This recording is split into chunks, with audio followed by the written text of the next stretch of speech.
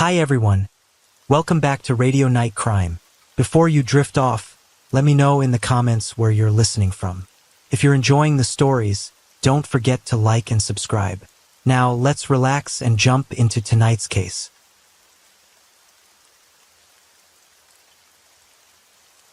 Story 1. On November 20th, 2018, an English backpacker named Grace Mullane arrived in New Zealand on a 2-week trip after spending a month and a half in South America. But just 10 days after she landed in Auckland, she suddenly disappeared, leaving her loved ones concerned. What initially began as a search for a lost tourist became a homicide investigation, and the details that followed were harrowing. A man named Jesse Kempson was arrested and charged with murdering Grace Mullane. How did Grace meet Kempson? Why did he kill her? And how did the authorities reach him? Watch this video until the very end to find answers to all these questions and discover shocking details about the case of Grace Mullane. Hi there, I'm Mark. Welcome to True Crime Stories. Today we're looking at a story that captured headlines around the world. A case that began as a young woman's adventurous backpacking trip soon spiraled into something far darker. Grace Mullane had come to New Zealand to explore its stunning landscapes and culture. But within days of her arrival, she vanished. What started as a search for a missing tourist soon turned into a haunting investigation, uncovering a string of disturbing clues that led authorities down a chilling path. What came next were twists, hidden truths, and a trial that revealed details even seasoned detectives struggled to comprehend. This is the case of Grace Mullane. Grace Emmy Rose Mullane was born to David and Julian on the 2nd of December, 1996 in Wickford, Essex, England. She was the youngest of 3 siblings and shared a very close bond with her parents and her 2 older brothers. Being brought up in a down-to-earth family, Grace was a humble, caring, and fun-loving girl who was loved by everyone in her family and friends. After attending St. Joseph's Catholic Primary School, Brentwood Covenant High School, and St. Thomas More High School, Grace Mullane went to the University of Lincoln for higher studies. There she graduated with a degree in advertising and marketing. Throughout her educational career, Grace was a popular kid among her peers because of her personality, confidence, and outgoing nature. It was because of her full-energy nature that, in 2018, she took a gap year after graduating and decided to explore the world on her own as a backpacker. Grace had a high school boyfriend when she started university, but the couple broke up in the first year of college. Grace was an independent and confident single woman and openly discussed her sex life with her friends. According to people close to her, she told them she had a particular interest in BDSM and enjoyed having rough sex. She had accounts on different social media platforms and was part of several fetish communities online. In her posts in those groups, Grace expressed her openness to experimentation. One of Grace's former sexual partners also told the media that Grace had practiced BDSM with them, but she was always very careful about the physical and psychological effects. Since Grace was open about her sexual likings, she often worried that her openness might lead her to trouble someday, as it made her vulnerable to sexual predators. And that is exactly what happened while she was on her backpacking trip in late 2018. But before we move further, if you had interests or likings that could land you in trouble, would you share them with your friends or keep them close to your chest? Let us know in the comments below. Grace was an extremely hardworking person and was passionate about art. She would frequently post her paintings on her social media and participate in art exhibitions. After exploring her passion for art, she wanted to experience traveling around the world alone. This is what led to her taking a year off from her routine and going on a solo world tour as a backpacker in October 2018. She used her savings to buy tickets and started off her trip from South America. Peru was her first destination. During her trip, Grace regularly posted about her activities on her social media and frequently talked to her family. She traveled to other South American countries as well and remained in the continent for 6 weeks before leaving for New Zealand in mid-November. According to her family, Grace was the most excited about exploring New Zealand during her trip and planned on going to Fiji and Australia too before ending her trip and returning home. On November 30th, 2018, Grace Mullane checked into a hostel for backpackers called Base Backpackers. Ever since breaking up with her high school boyfriend, Grace was active on Tinder and that continued into her international trip too. On the night of her check-in into Base Backpacker, Grace matched with a man named Jesse Kempson on Tinder. She talked to Kempson over messages for a while before deciding to meet with him the next day, December 1st. While Grace agreed to meet him, she didn't like his advances. But eventually, Kempson persuaded her to meet him at the Sky City Hotel. At 5:30 p.m. on December 1st, Grace left her hostel and went to meet Kempson at Sky City.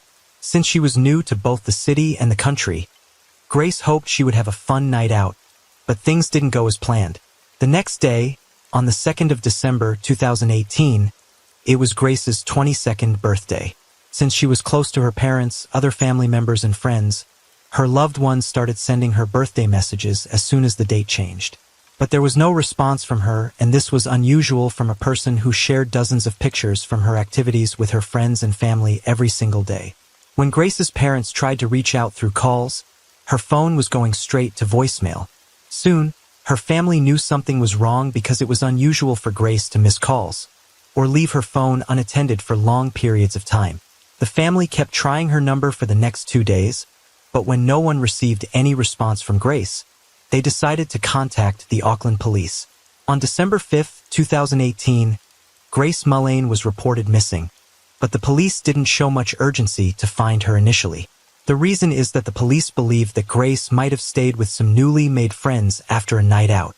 Another assumption was that her phone might have died and she would contact her family soon. But when the authorities contacted Base Backpackers Hostel to get information about Grace Mullane, they were surprised to know that she hadn't checked in after December 1st, the day she left to meet Jesse Kempson. What was even more surprising was that all of Grace's belongings were still in the hostel. The Auckland police now expedited their search for Grace Mullane. They began gathering CCTV footage from the local bars, hotels, and restaurants. This is when the authorities discovered that Grace had last gone to Sky City to meet someone. The CCTV footage showed that Grace was approached by Kempson, confidently, but then he hugged her in an awkward manner. After the exchange of greetings, the two left the place and went towards Andy's Burger Bar. The footage obtained by the police didn't just capture Grace meeting Kempson, but also showed what happened in the following hours. In the bar, while enjoying their drinks, the couple looked as if they were having a good time, and Grace's actions didn't show any alarming signs. Both Grace and Kempson embraced each other on multiple occasions, and even kissed a few times. Fast forward to 9:40 p.m. on the same night, and the CCTV footage shows the couple heading towards Jesse Kempson's apartment.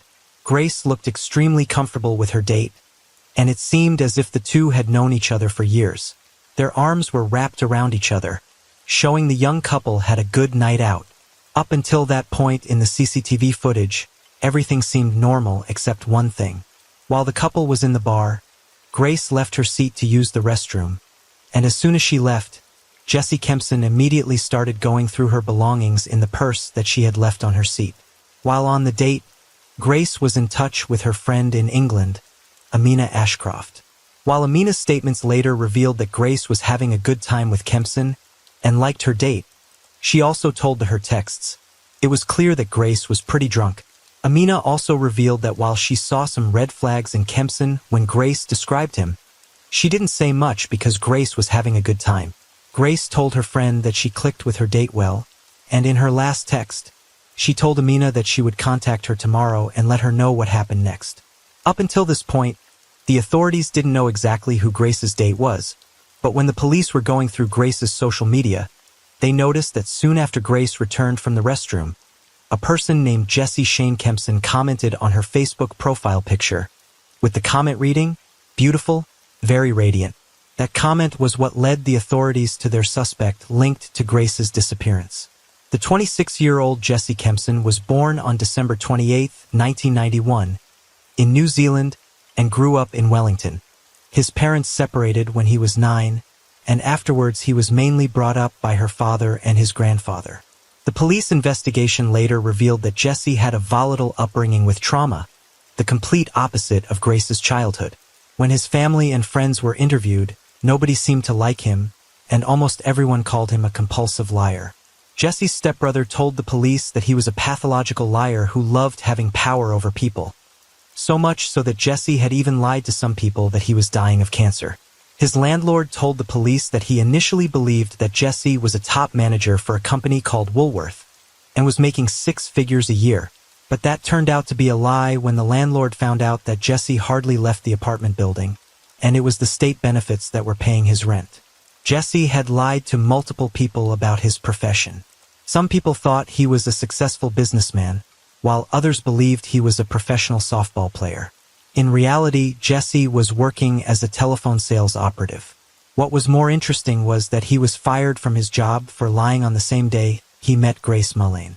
Immediately after connecting the dots and identifying Jesse Kempson, the authorities knew he was their person of interest, and there was some link between him and Grace's disappearance. The investigators went to Jesse's apartment building, but he wasn't there. After a while, he arrived at the building, but as soon as he saw the police, he hurriedly turned around and tried to hide his face from the officers. One of the officers spotted him and chased him as people stood by and watched.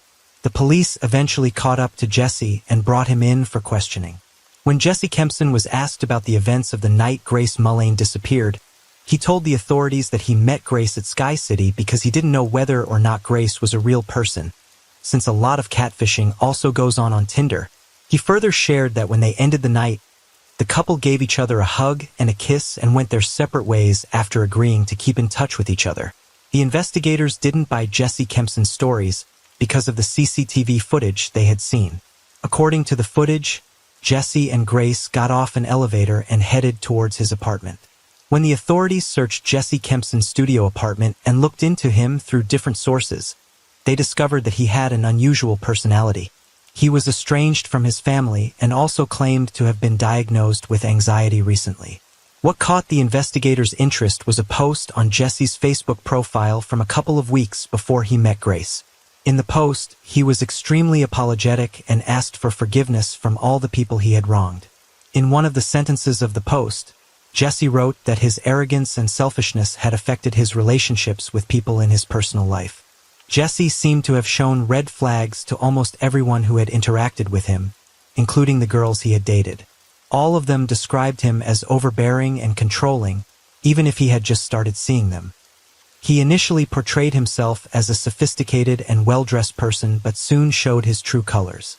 He repeatedly asked his dates about their sexual experiences and tried to get as much personal information from them as possible.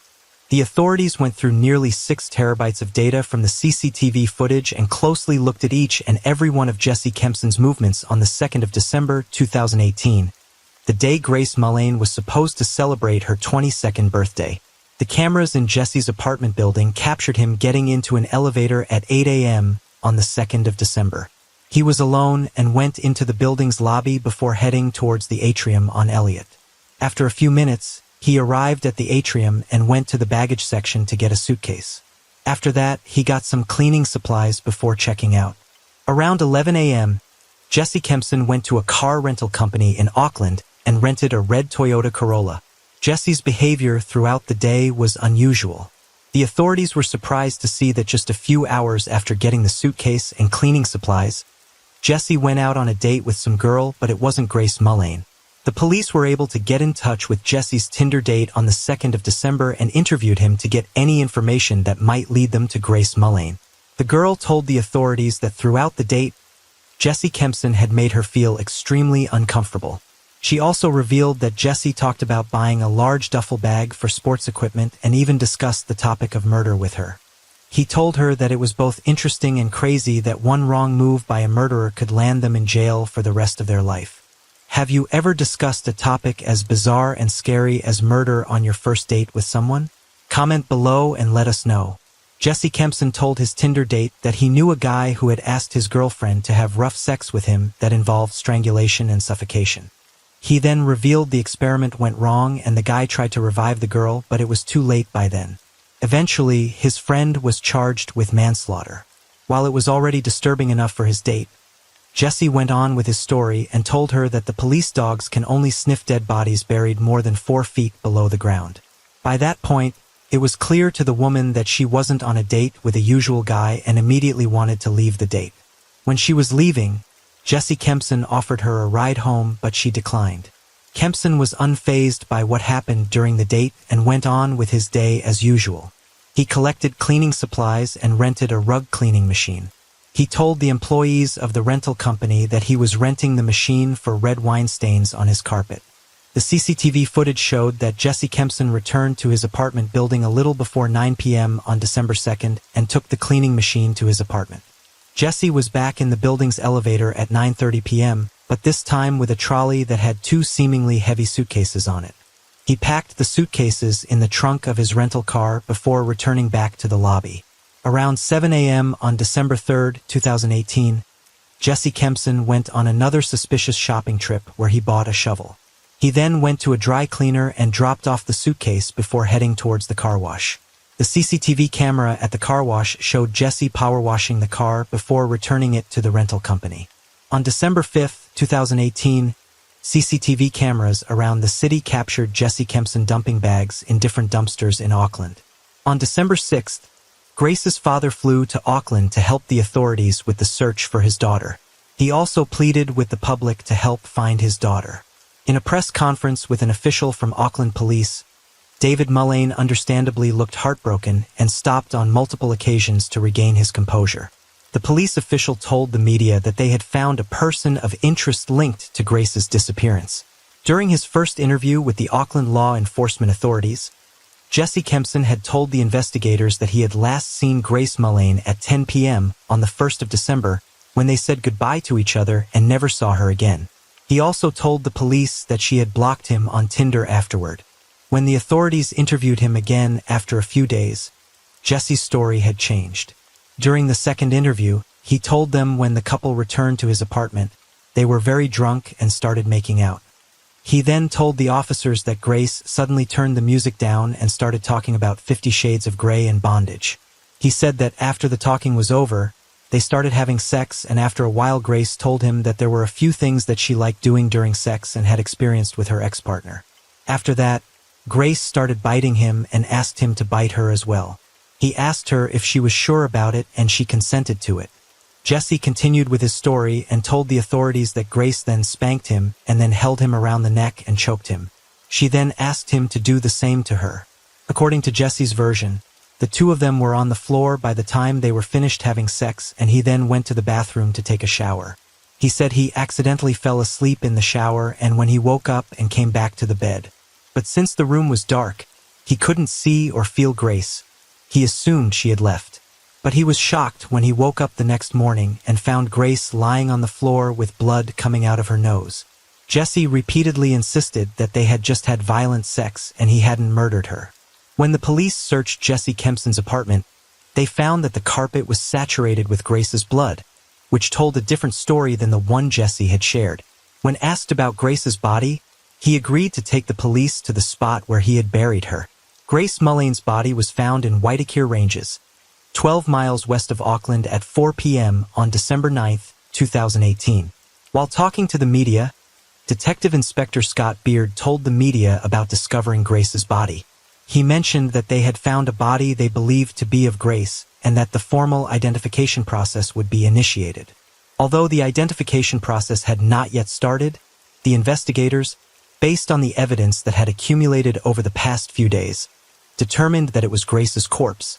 Detective Inspector Scott Beard also stated that this time would have been unbearable for the Mullane family and sent condolences to them. Jesse Kempson made his first appearance in court on December 10, 2018, and was charged with murdering Grace Mullane. But his identity was suppressed because of an appeal by the defense that automatically triggered an interim name suspension for 20 working days. While the media outlets in New Zealand could not publish his name or other details, identity suppression could not be enforced outside New Zealand, and different English newspapers and channels published Jesse Kempson's name in their reports. On January 16, 2019, Jesse Kempson appeared in the Auckland High Court where he pleaded not guilty. His identity still remained suppressed pending an appeal by his lawyers. The Auckland High Court heard the appeal on February 7, 2019, and reversed its decision, indirectly ending Jesse Kempson's name suspension. The trial for Grace Mullane's murder began on the 4th of November, 2019, and the autopsy report presented in the court was horrifying and showed that Grace had been strangled. Not only that, She also had bruises on her arms and chest as if she had been pinned down. It was also revealed a pressure with considerable force was applied to Grace's neck for nearly 5 minutes, which led to her death. The police report also showed that Jesse had lied to the authorities during the investigation. On the night of December 1st, when Grace was murdered, Jesse didn't accidentally fall asleep in the shower. Rather, searched for the hottest fire, flesh-eating birds, and Whitaker ranges on his phone. But that wasn't the only thing he did on his phone. He even took intimate photos with Grace's dead body and browsed different porn sites. The prosecutors argued that Grace's death wasn't the result of rough sex gone wrong, but rather it was deliberate, intentional, and calm. The investigators also told the court that Jesse would have killed someone else if it wasn't Grace Mullane on the night of December 1st, 2018. On the 21st of February 2020, a jury consisting of 5 men and 7 women unanimously found Jesse Kempson guilty of the murder of Grace Mullane. He was sentenced to life in prison with a maximum non-parole of 17 years. On the 22nd of December 2020, Jesse Kempson was formally identified after New Zealand's Supreme Court rejected his appeal for continued name suspension. It was only then that the public knew that he had been convicted of a total of 9 charges that included sexual violation, rape, and threatening to kill. Grace Mullane's death attracted unrepentant public attention, and the Prime Minister of New Zealand publicly apologized to Grace's family. The Mullane family gave an emotional media statement after the court verdict came in. They stated that every member of the Mullane family and those who were friends with Grace would welcome the verdict of murder. They also emphasized the suffering they had endured over the past year and mentioned that the verdict, although welcomed, would not reduce their pain. Grace Mullane was killed around a year before the verdict was announced, and since then the entire family and lives of those within it were ripped apart. The brutal killing of Grace is one that will stick with the family for the rest of their lives, and Grace will forever be remembered as a beautiful, talented, and loving daughter. She was the family's sunshine, and she will be missed. That was the case of Grace Mullane.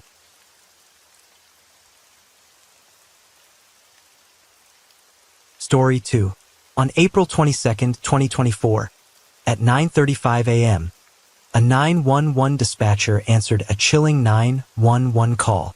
A boy, just 10 years old, his voice trembling as he delivered a horrifying statement. His parents and 3 older brothers were dead. Police arrived at a home on Mirage Street to witness a scene that would leave them in disbelief.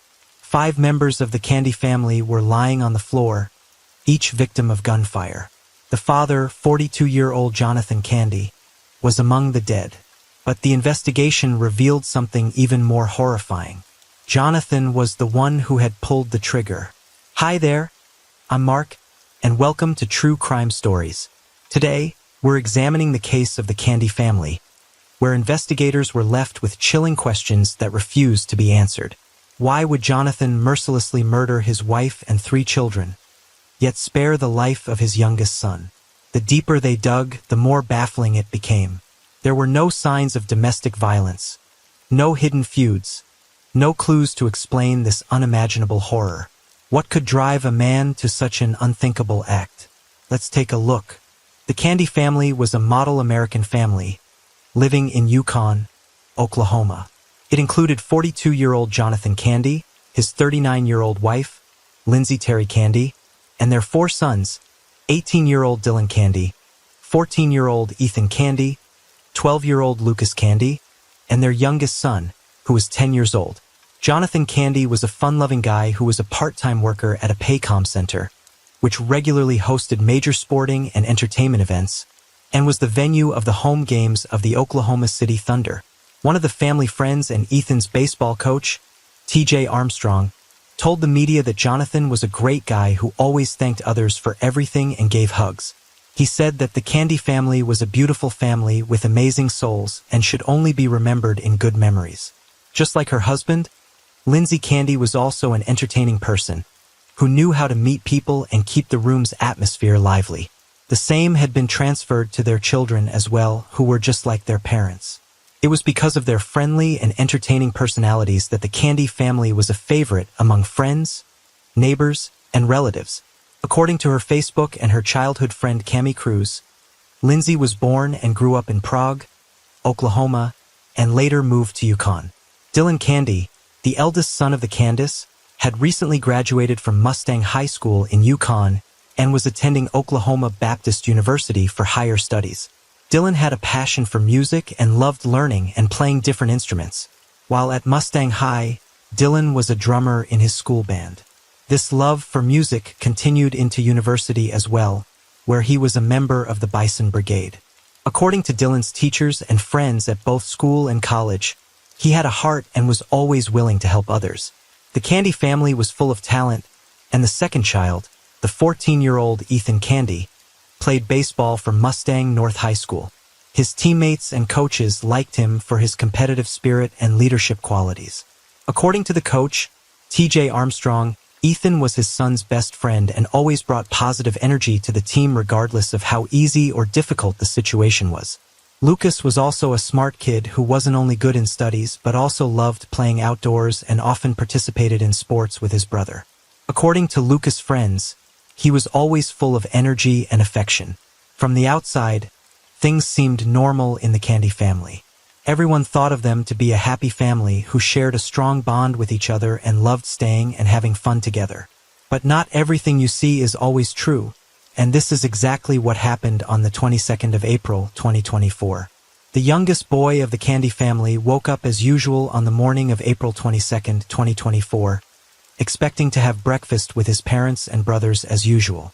The boy couldn't hear what was happening outside his room because the fan was blowing air towards his bed. However, when he went out of his room around 9 a.m., it was a completely different scene.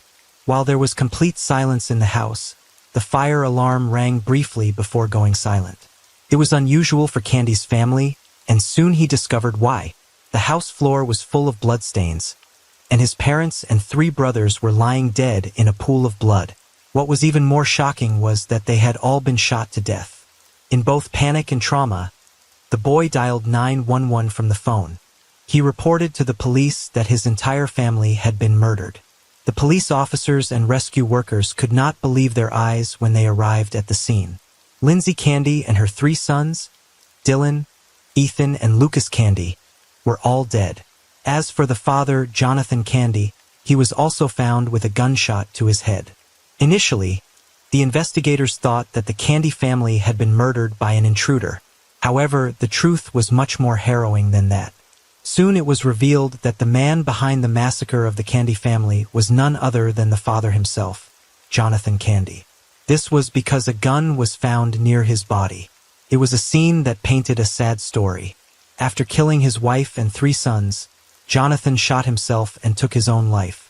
When the word got out, relatives, friends, and neighbors could not believe that something that harrowing could happen to the Candy family. One of their neighbors, while talking to the media, said that Jonathan was always a happy and kind person and that they couldn't believe that he killed his own family. Dylan, Ethan, and Lucas's friends were shocked at the news of their sudden deaths. The investigators had some key questions to find answers to after interviewing the people close to the Candy family. Why would Jonathan kill his wife and 3 children? And why would he spare the life of his youngest son? These questions puzzled the investigators even more when they couldn't find any signs of domestic violence or conflicts among the family members. The Candy family had always appeared closely knit. To find answers to key questions, the investigators in the case tried digging deeper into the personal lives of each member with special focus on Jonathan Candy in an attempt to understand what might have been the reason behind such an extreme act. The investigation included a scrutiny of Jonathan's finances, his mental health, and his relationship with his wife and sons. For this, the police needed every possible clue they could get. So they searched the Candy family's home thoroughly with a special focus on the room where the family was found dead. The crime scene was filled with blood, but there was no sign of resistance or struggle from the victims. But it also raised an important question. If other victims didn't struggle and the youngest son was sleeping in his room completely unaware of the situation, then why did Jonathan Candy spare his life, even though he could have easily killed him as well? While the police were unable to immediately answer this question, it was a key factor to be considered during the investigation. So the investigators began interviewing Jonathan's neighbors, colleagues, and family. When the investigators interviewed Jonathan's coworkers, they all had good things to say about their colleague. He was seen as someone who always created a happy and cheerful environment at work. None of the people at Jonathan's work told the police anything about him facing any emotional or mental crisis. One of his work friends told the police that he was always telling jokes and trying to make people around him feel comfortable. They also said that Jonathan was never angry at work or showed any signs of mental health problems that could lead to something as big as killing his own family and then taking his own life. One of Candy's neighbors, Bertram, also remembered him in good words while talking to the media after the incident. According to Bertram, Jonathan Candy always tried to help others in whatever capacity he could. While remembering a personal moment, Bertram told the media that Jonathan helped him fix his car and lawnmower once and even fixed ceiling fans for another neighbor. Bertram further shared that he was a very good friend of Jonathan Candy and never got even the slightest idea that there was something wrong between Jonathan and Lindsay. He also said that they both flew their drones together and never heard of any incident between him and his wife Lindsay. When the police started interviewing his family and close relatives, they started to see a different side of Jonathan and the Candy family. According to a family close to Lindsay Candy, she had recently opened up to them about the couple having arguments about their finances. None of those relatives expected that those arguments could lead to such a tragedy. But as for the police, it did raise a lot of questions about the exact nature of the relationship between Jonathan and his wife. The investigators now had a lead to follow: the Candy family's finances. And when they looked into them, the details discovered made this case even more complicated than before. Jonathan was the only breadwinner of the family, as his wife Lindsay was a housewife who looked after the 4 children. But he was only a part-time worker. As their sons grew, the family's living expenses also increased, and the records showed that the Candy family had several unpaid debts, which were a clear sign that they were facing financial struggles. From medical bills to bank loans and overdue credit card bills, the documents found in the Candy family's house made investigators believe that financial struggle might have been the one major reason why Jonathan took such a radical step. It was hypothesized that Jonathan may have given up on the pressure of providing for his family because he wasn't making enough as a part-time worker. When Jonathan's relatives were interviewed, some of them also shared that he had told them he was dissatisfied with his job and felt he hadn't accomplished anything considerable in his life. He also felt trapped in his role as a father and a husband, but knew that there was no way out of those burdens. The police knew they were going in the right direction, so they dug deeper into the marriage and marital strains between Jonathan and Lindsay Candy. While most of their friends and neighbors knew them as a happy couple, the family members close to the two told investigators that Jonathan and Lindsay had started to frequently argue in the months before the incident happened. Most of these arguments were about finances, and Lindsay had shown her concern about the future to several family members. The debts were piling up, and Jonathan felt he couldn't control the situation. This led to a major argument between Jonathan and Lindsay on the night before the tragedy. According to the relatives, this fight may have taken things over the line, to the extent that Jonathan lost control of himself and decided to kill not only his wife, but his 3 sons. In light of the interviews with Jonathan and Cindy's relatives, the investigation team was now trying to find answers to a new question. What exactly happened during the final minutes of the arguments that resulted in something as extreme as 5 deaths? While searching Jonathan Candy's workspace, the police found a diary that he had been keeping for months. The content of the diary was disturbing, as it revealed frustrations, abandonment, and disorientation. In one of the entries, Jonathan wrote that he felt he wasn't respected by his wife and was no longer the man his family needed. At different points, he had also written about the darkest thought of giving up on everything and had expressed his frustration about his family's future. The contents of Jonathan's diary were a clear sign that Jonathan Candy was facing a serious mental health crisis before the tragic incident. However, he did not mention it to anyone or try to get help. Dr. Joni Johnston, a forensic psychologist, was called by the police to study Jonathan's behavior and thoughts from what had been found about him through the evidence and the interviews. Dr. Johnston's report revealed that Jonathan may have suffered from severe depression and psychosis, but he kept it all to himself and pretended to be a strong and humorous man who loved having fun and making others laugh. The report also said that depression in men is different from women, as men are less likely to share negative emotions. She wrote that such men hide their pain, which leads to sudden emotional outbursts and lose control over themselves. The psychologist's findings also revealed that Jonathan may have suffered from mental health problems for a long time without asking any of his friends or family for support. As a result of these findings, Jonathan's diary was studied even more closely by the police. Each entry revealed increasingly negative thoughts of Jonathan about his family life and his role. This made one thing clear. As cheerful and fun-loving as Jonathan was from the outside, he was carrying a massive psychological burden on the inside. The report by forensic psychologists explained that for most men suffering from depression, it is difficult to seek help as it often shows them as vulnerable. Social expectations add to the pressure as everyone expects them to be the pillars of their family who can provide for them financially. This makes men feel that they cannot fail. The police also started looking at other factors that might have contributed to Jonathan's condition. These included societal pressure on him to fulfill his role as a father and breadwinner for his family. So why was the youngest son left unharmed by Jonathan? Was it because of last-minute remorse? Or did the two share a special bond that Jonathan didn't feel with his wife or his other 3 sons? The investigators are still trying to find the answer to that question but haven't reached a clear conclusion.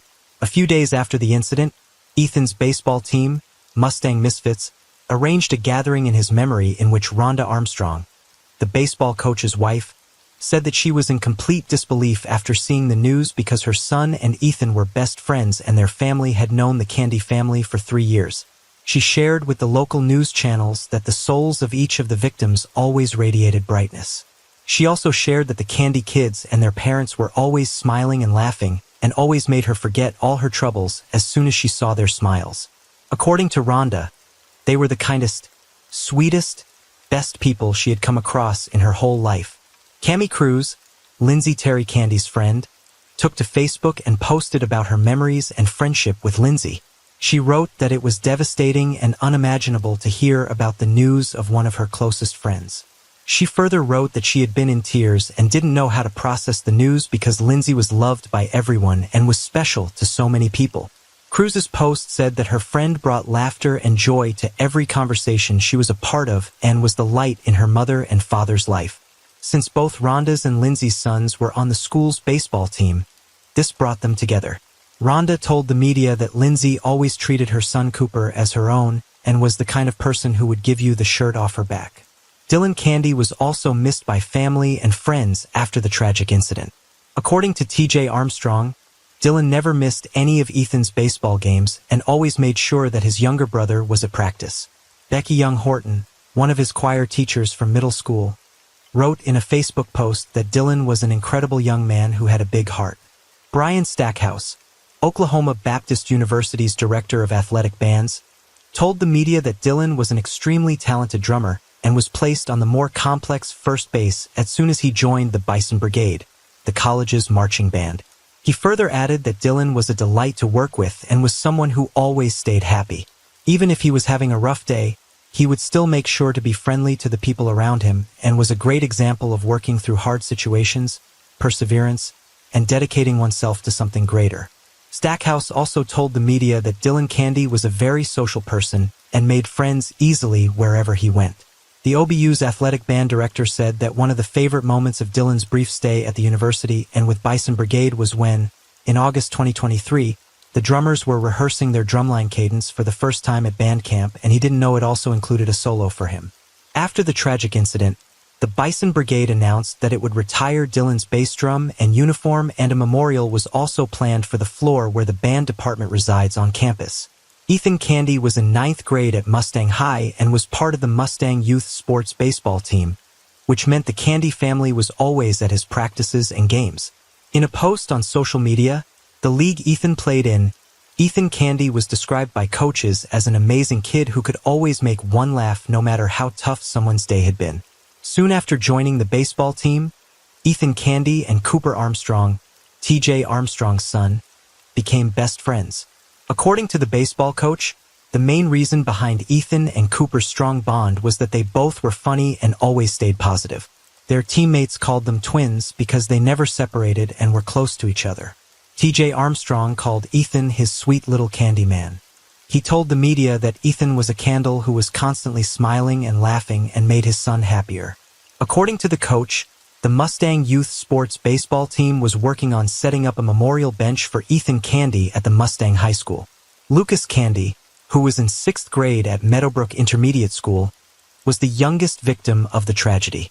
According to family and friends of the Candy family, he was called Luke and was mostly seen playing with younger siblings of other baseball players during Ethan's practice games. TJ Armstrong, while talking to the media about Lucas Candy, shared that he was a happy kid, kind and smart, and was always running up and down the bleachers or playing in the dirt during his brother's games. All that is left of the Candy family is the youngest son of Jonathan and Lindsay. It is difficult to understand the extent of psychological trauma the kid went through and is going to go through, keeping in view his whole life completely changed in a matter of a few hours. The child will need therapy, but he isn't the only one who has been destroyed by the tragic incident and his family. The people close to the Candy family have also been devastated by the incident that has changed the Yukon community for years to come. Brian Stackhouse, Oklahoma Baptist University's director of athletic bands, while talking about Dylan Candy, shared a list of resources for his band students and encouraged his students to seek help whenever they needed. In the past, there have been similar cases where one member of the family killed the rest of the members because of mental health problems. They all had one thing in common with Jonathan Candy. They were all facing the crisis of making ends meet for their families, and financial problems were one of the main reasons behind their emotional outbursts. One such case was of John List, who, on November 9, 1971, killed his entire immediate family. He first shot to death his 47-year-old wife, Helen, and his 84-year-old mother, Alma, while his kids were at school. Once his younger children, the 16-year-old Patricia and 13-year-old Frederick, came back from school, John List killed them too. He didn't stop there, but rather went to his elder son, John Frederick's soccer game, drove him home after the game, and then shot him as well.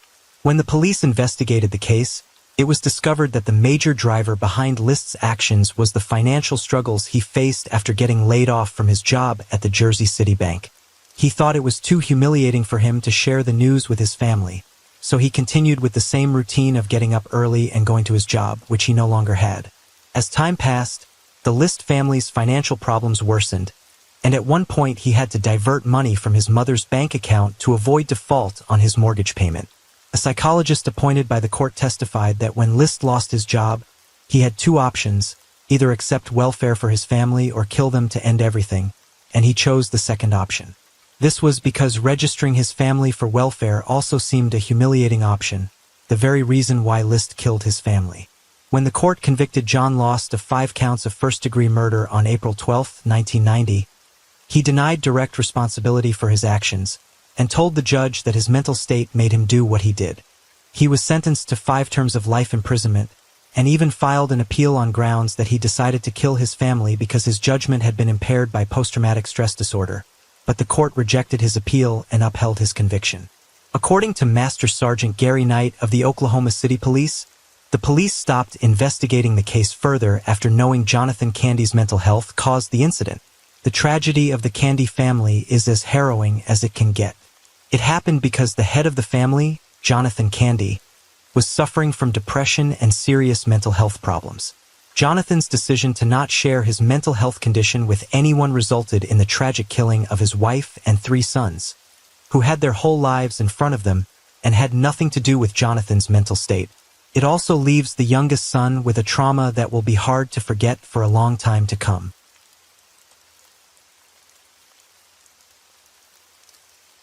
Story 3. In July 2023, police arrive at a home after a disturbing tip. A man's life is in danger. His wife, Lindsay Shiver, is accused of plotting his murder. The evidence? A WhatsApp message sent to her lover with 2 words: kill him. Lindsay Shirley was born to her parents, Andy and Cecilia, on October 8, 1986, in Dorothy City, Alabama. She had 2 brothers, Brandon and Craig. Growing up in Alabama, Lindsay had a typical Southern girl childhood. Pageants were a huge part of the culture where Lindsay lived. Lindsay performed in beauty pageants all over the state. By the time Lindsay was 19, She was crowned Miss Houston County in Alabama and was once runner-up for the National Peanut Festival, where she was adorned with a crown with a shiny peanut. With her glossy blonde hair and bright eyes, it was no surprise Lindsay was racking in the awards. In 2006, Lindsay enrolled in Auburn University, a prestigious college in Alabama, where she studied elementary education with aspirations to become a teacher.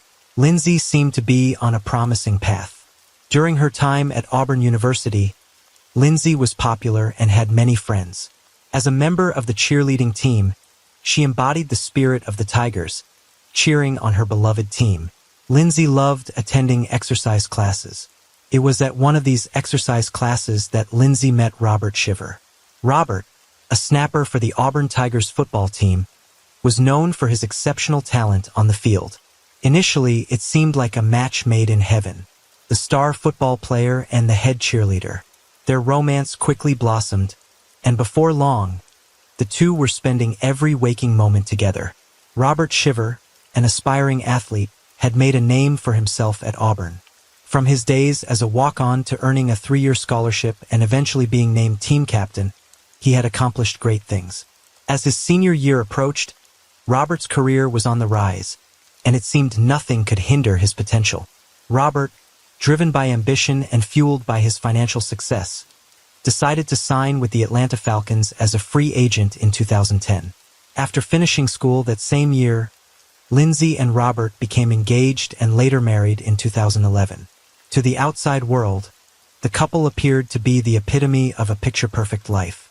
They had 3 beautiful sons named Grayson, Landon, and Rhett.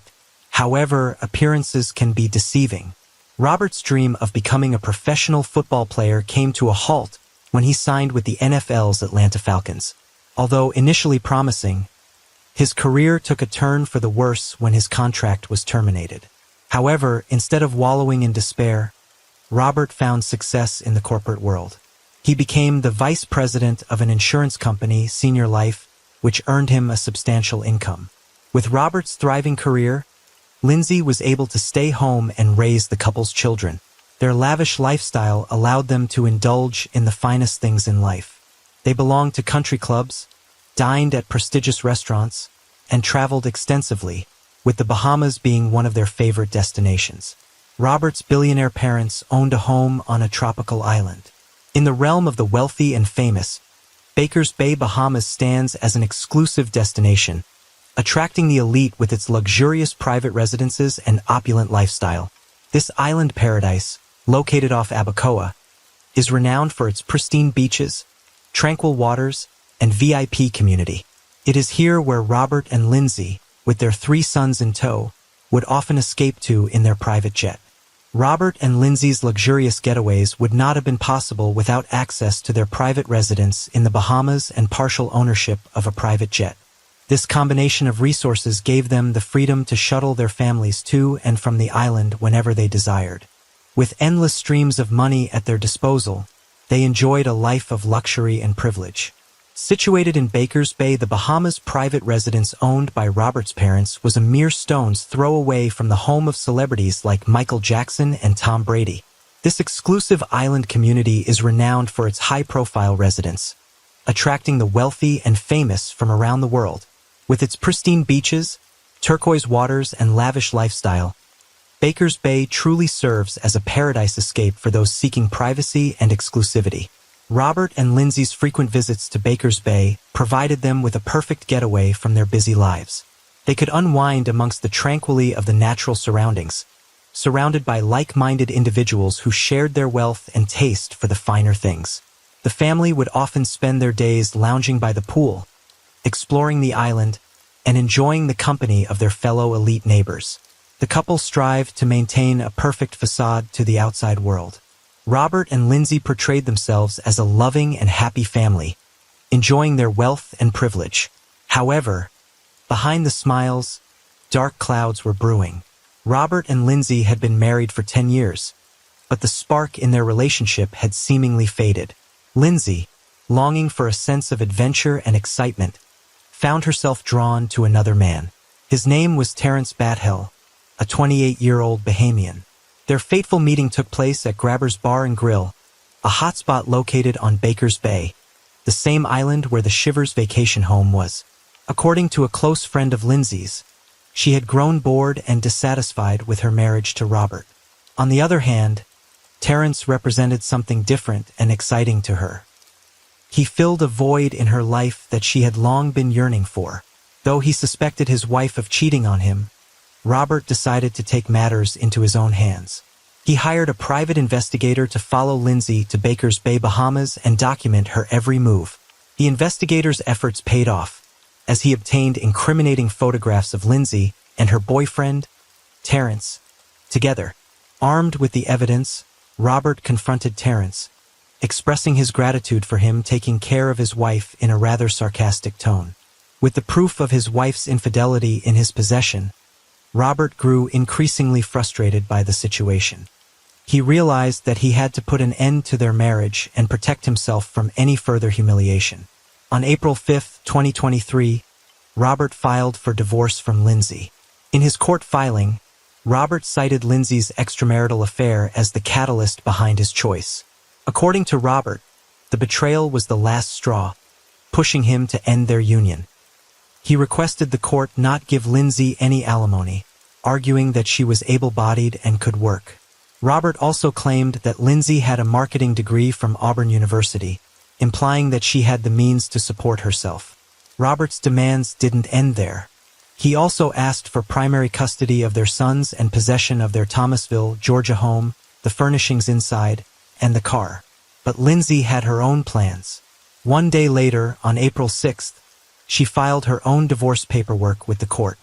In her divorce filing, Lindsay outlined the severity of Robert's behavior, alleging that he had not only physically abused her, but also emotionally and mentally tormented her. She stressed the importance of protecting herself and her children from his harmful actions. Lindsay countered Robert's claims about alimony by stating that she had been a stay-at-home mom for so many years that her job opportunities had dwindled. Lindsay argued that she had sacrificed her career advancement for the sake of her family, and therefore, Robert should be responsible for her debts beyond her means. In the midst of this ongoing legal battle, Robert alleged that Lindsay had engaged in an affair with Terence Bethel. However, Lindsay was quick to defend herself, stating that her relationship with Terence began only after she and Robert separated and was legally condoned by him. Despite a decade of marriage and 3 children, Lindsay and Robert's once amicable relationship had deteriorated beyond repair. Their divorce proceedings were marked by intense bitterness, and the couple continued to live together in Thomasville, North Carolina, even though their romantic and friendly ties had long since been severed. As their divorce proceedings unfolded, Lindsay and Robert's animosity reached new heights. Despite their shared commitment to their sons, there was seemingly no compromise or willingness to find common ground. Their divorce proceedings were characterized by a deep-seated animosity that made any attempt at reconciliation futile. On July 16, 2023, Lindsay called to report an alleged physical altercation between the pair. However, when officers arrived on the scene, a different story emerged. Lindsay claimed that Robert had refused to let her take the private jet to the Bahamas to see her boyfriend. Robert stated that Lindsay and her boyfriend had been planning a trip to Key West, while he intended to utilize the private jet to the Bahamas with their sons. However, Lindsay suddenly changed her mind and decided to board the plane with them. Instead of Key West, she informed Robert that she would visit her boyfriend in the Bahamas. As a responsible husband and father, Robert refused to succumb to Lindsay's demands. He firmly maintained that he would not allow her to use the jet to visit another man. This refusal further fueled Lindsay's rage, leading her to escalate the situation. The police officers witnessed the pettiness of their argument, and it served as a catalyst for what was to come. As the night progressed, Lindsay found herself consumed by thoughts of vengeance. Unable to contain her rage any longer, she contacted her boyfriend, Terence, via WhatsApp. In a shocking turn of events, she sent a photo of her husband with the words, "Kill him." 4 days after the incident at the couple's home, Grabber's Bar and Grill in Baker's Bay, Bahamas, was robbed. The thieves entered the establishment armed with determination and a tactical plan. They cut the power cables and turned off the generators, effectively stopping the security camera footage from functioning. This strategic move ensured that their illicit activities would remain hidden. As the detectives began their investigation into the robbery, they noticed a certain pattern emerging. The thieves displayed an uncanny knowledge of Grabber's bar and grill's inner workings. They knew the exact location to cut the wires and turn off the generator, indicating that they had previously conducted thorough reconnaissance. This theory led them to conclude that the robbery was an inside job, with the thief or thieves being employed by restaurant itself. Detectives questioned the staff and spoke to Terrence as part of their investigation. As they searched Terrence's phone, they discovered a startling piece of evidence: a WhatsApp message sent by his girlfriend, Lindsay, for days prior. In this message, Lindsay ominously wrote, "Kill him," a clear reference to her estranged husband, Robert. What started as a robbery investigation quickly turned into something much more sinister. According to the Bahamian police, Lindsay was allegedly involved in a plot to have Robert targeted and killed at his family's home in Bakers Bay. Robert, fearing for his life, immediately flew back to the United States with his 3 children. The allegation that Lindsay was plotting to have her husband killed is shocking and disturbing, to say the least. If these allegations are true, it would mean that Lindsay was planning to have her husband killed in front of or near their 3 children. This chilling thought is beyond belief, especially coming from a mother. However, it is important to remember that all parties in this case are considered innocent until proven guilty in a court of law. On July 21st, Lindsay, Terrence, and Farron were arrested and taken to Nassau. The same attorney represented all 3 and has pleaded not guilty. In the aftermath of the arrests, Lindsay Schiffer found herself incarcerated at the infamous Fox Hill prison in Nassau, the capital of the Bahamas. This prison, often referred to as unfit for humanity, houses not only general offenders but also maximum security risks, including serial killers. Shockingly, reports over the years have revealed numerous issues within the prison walls. Overcrowding, maggot infestations, rats, bed sores, and a lack of outdoor time are just a few of the problems that have plagued Fox Hill. The lack of basic amenities, such as toilet paper, adds to the inhumane conditions faced by the inmates. Now, put yourself in the shoes of Lindsay Schiffer, a woman who was used to living a life of luxury and privilege. Lindsay, a former beauty pageant contestant, found herself suddenly confined to a bleak and desolate environment. Having become accustomed to her private jet and several bathroom mini-mansions, the idea of using a bucket in place of a toilet must have been a truly shocking experience for her. How do you think Lindsay Schiffer felt about the conditions at Fox Hill? Was she able to maintain her composure and adapt to her new surroundings? It's impossible to really know what Lindsay's thoughts might be, but it's evident that being placed in a prison with such deplorable conditions would be challenging for anyone. Despite her privileged background, she would undoubtedly find the living conditions at Fox Hill to be a far cry from what she was accustomed to. On August 9, 2023, Lindsay Schiffer was released from Fox Hill Prison after posting a $100,000 bail. Her boyfriend, Terrence, and the other accused co-conspirator, Farron, were also granted bail, set at $20,000 each. As part of her release conditions, Lindsay Schiffer was required to wear an ankle monitor, check in at local police departments 3 times a week, and adhere to a curfew. These measures were put in place to ensure her compliance with the court's orders. Lindsay was required to hand over her passport to the United States Embassy, which effectively restricted her movements. She was also ordered to remain in the Bahamas until her next court date, scheduled for October 5, 2023. Upon her release, Lindsay spoke to the New York Post for an interview. Despite the severity of the situation, she expressed her struggle, saying, "It's been really rough." However, she declined to provide further details, citing the ongoing legal proceedings. During the October hearing, Lindsay's attorneys requested the judge to expedite the legal proceedings of her case, hoping to bring a swift resolution. However, the hearing was postponed until December, as the prosecution stated they had still not completed the voluntary bill of indictment. In December 2023, Lindsay pleaded with the judge to allow her to return to the United States to spend Christmas with her children in Alabama. Recognizing the emotional toll this situation had taken on the entire family, the judge ultimately relented. However, there were strict conditions attached to Lindsay's release. The judge ordered that Lindsay wear an ankle monitor at all times. This measure ensured that her movements were closely monitored, ensuring her compliance with the terms of her release. Additionally, she was not allowed to leave Alabama, except for any divorce or custody proceedings in Georgia.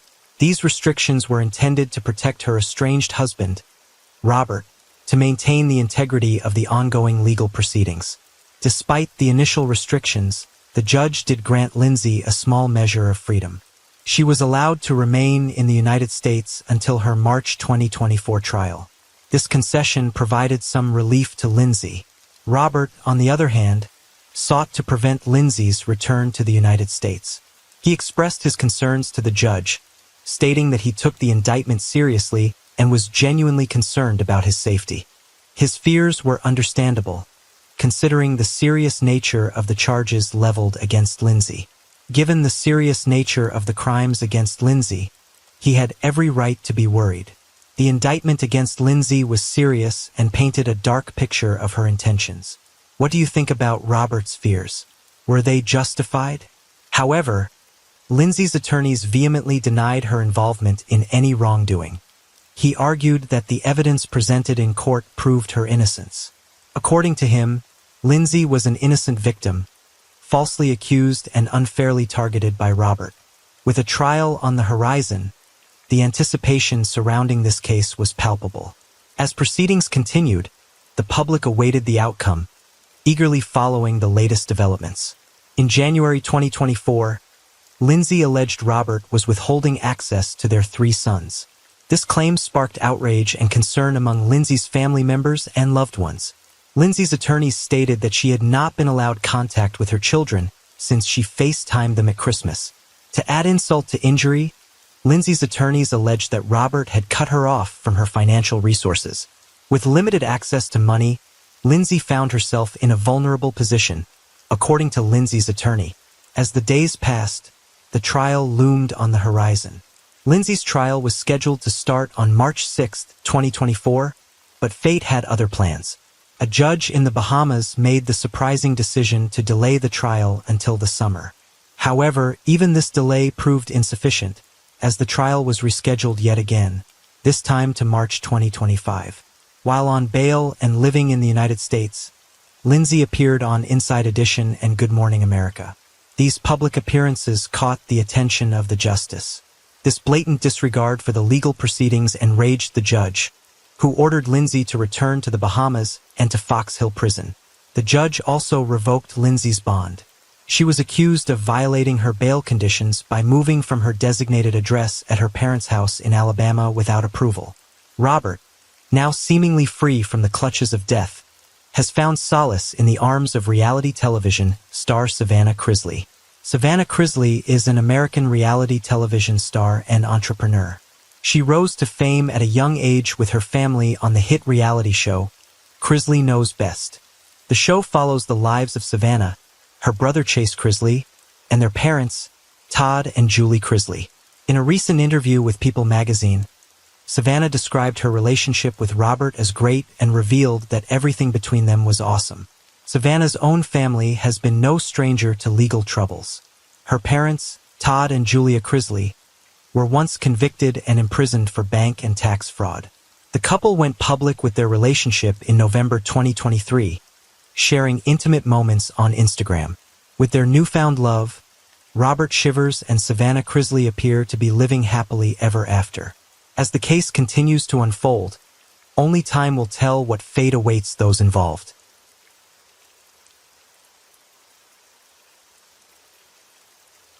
Story 4. On December 6, 2009, Susan Cox Powell vanished from her home in West Valley City, Utah, leaving behind a trail of suspicion. Her spouse, Josh Powell, seemed to be the most likely suspect given the family affairs that were about to be revealed, as well as the heartbreaking ending for all the parties involved. It is imperative to note that the Susan Powell case is more than a woman's disappearance. It is a tale of betrayal leading to devastation. As authorities began to unravel the truth, they discovered troubling behaviors exhibited by Josh Powell, who became a person of interest almost immediately.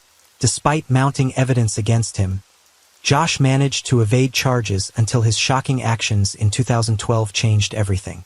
Susan Marie Cox was born on October 16, 1981, in West Valley City, Utah. She was raised in a family that was relatively warm and had a good attitude towards work and aspirations. Susan pursued a career as a cosmetologist and later worked for Wells Fargo Investments after relocating with her family. She was raised in a family belonging to the Church of Jesus Christ of Latter-day Saints, and this naturally shaped her beliefs and sociable nature. Joshua Powell was born on January 20, 1976, in Puyallup, Washington, to Stephen and Terica Powell. His childhood was marked by dysfunction. His parents divorced in the early 1990s due to Stephen's abusive behavior and disillusionment with the LDS Church. Reports indicated that Joshua exhibited troubling behaviors as a child, including animal cruelty and threats of violence. He attempted suicide at least once during his teenage years, indicating significant emotional distress. Joshua met Susan Cox in 1999 while attending an LDS Church Institute religion course in Tacoma, Washington. The couple began dating shortly after and married in April 2001 at Portland, Oregon Temple. Initially, their marriage appeared stable. However, financial struggles soon emerged as a significant issue for the couple. They lived with Joshua's father for a brief period after their wedding, which introduced complications due to Stephen Powell's inappropriate behavior towards Susan. As they settled into married life in West Valley City, Utah, the couple welcomed two sons, Charles in January 2005 and Braden in January 2007. Despite these joyful additions to their family, underlying tensions began to surface as Joshua's controlling behavior became more pronounced. The relationship between Susan and Stephen became increasingly problematic as Stephen developed an obsessive fixation on Susan. He engaged in disturbing behaviors, such as filming her without her consent and expressing inappropriate feelings towards her. This dynamic forced Joshua and Stephen to move out to distance themselves from Stephen's advances. However, the tension within the family persisted. Reports indicate that Stephen would follow Susan around the house and invade her privacy by spying on her while she used the bathroom or stealing personal items like underwear. This environment contributed to the strain on Susan and Joshua's marriage as they struggled with financial issues and Joshua's reluctance to attend church service with his family. In the years leading up to her disappearance, Susan documented her concerns about her marriage through journal entries and letters to friends. She expressed fears regarding Joshua's controlling behavior and noted threats he made about their future if she should. In a letter dated June 28, 2008, she warned that if something happened to her, it might not be an accident, even if it appeared that way. This documentation would serve as critical evidence in understanding the dynamics of their relationship and the potential dangers Susan faced.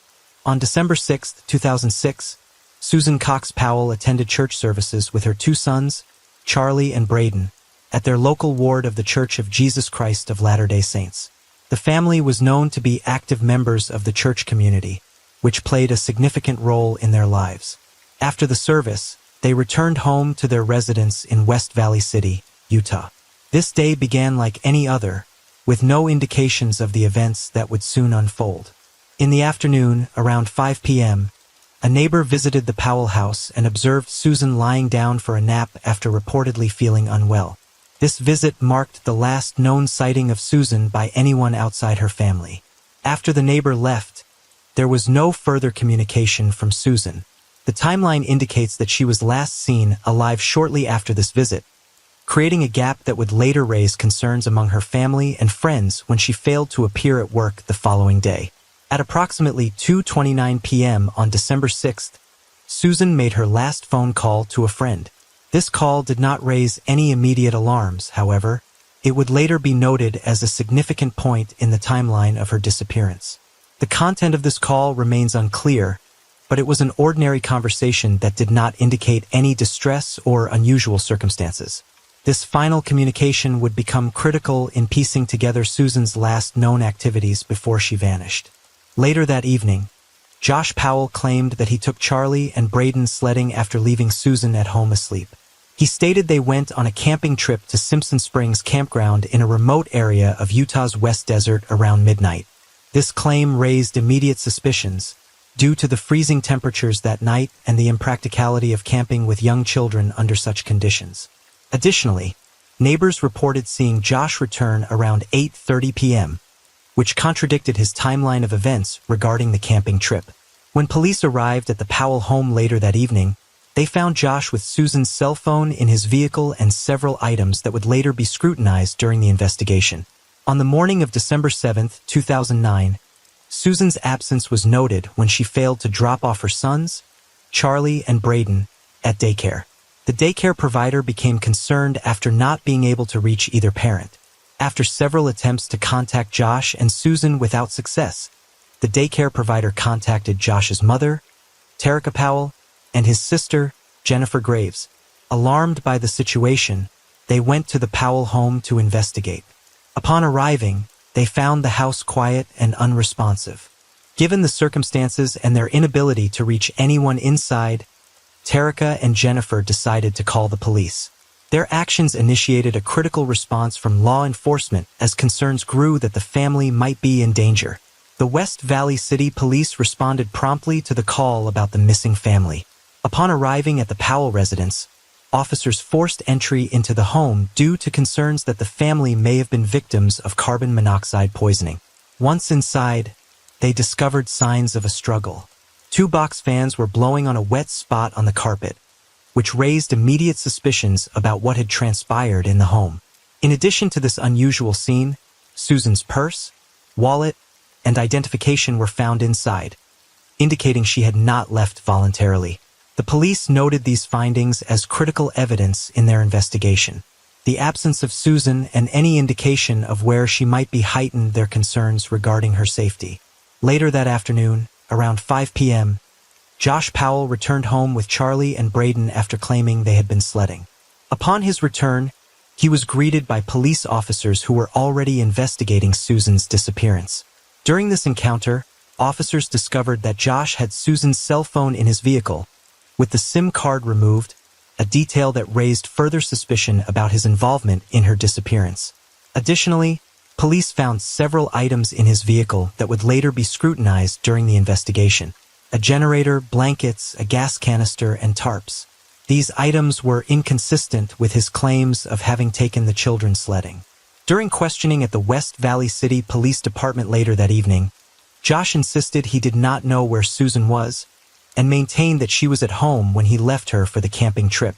However, inconsistencies in his statements began to emerge as investigators probed deeper into his account of events.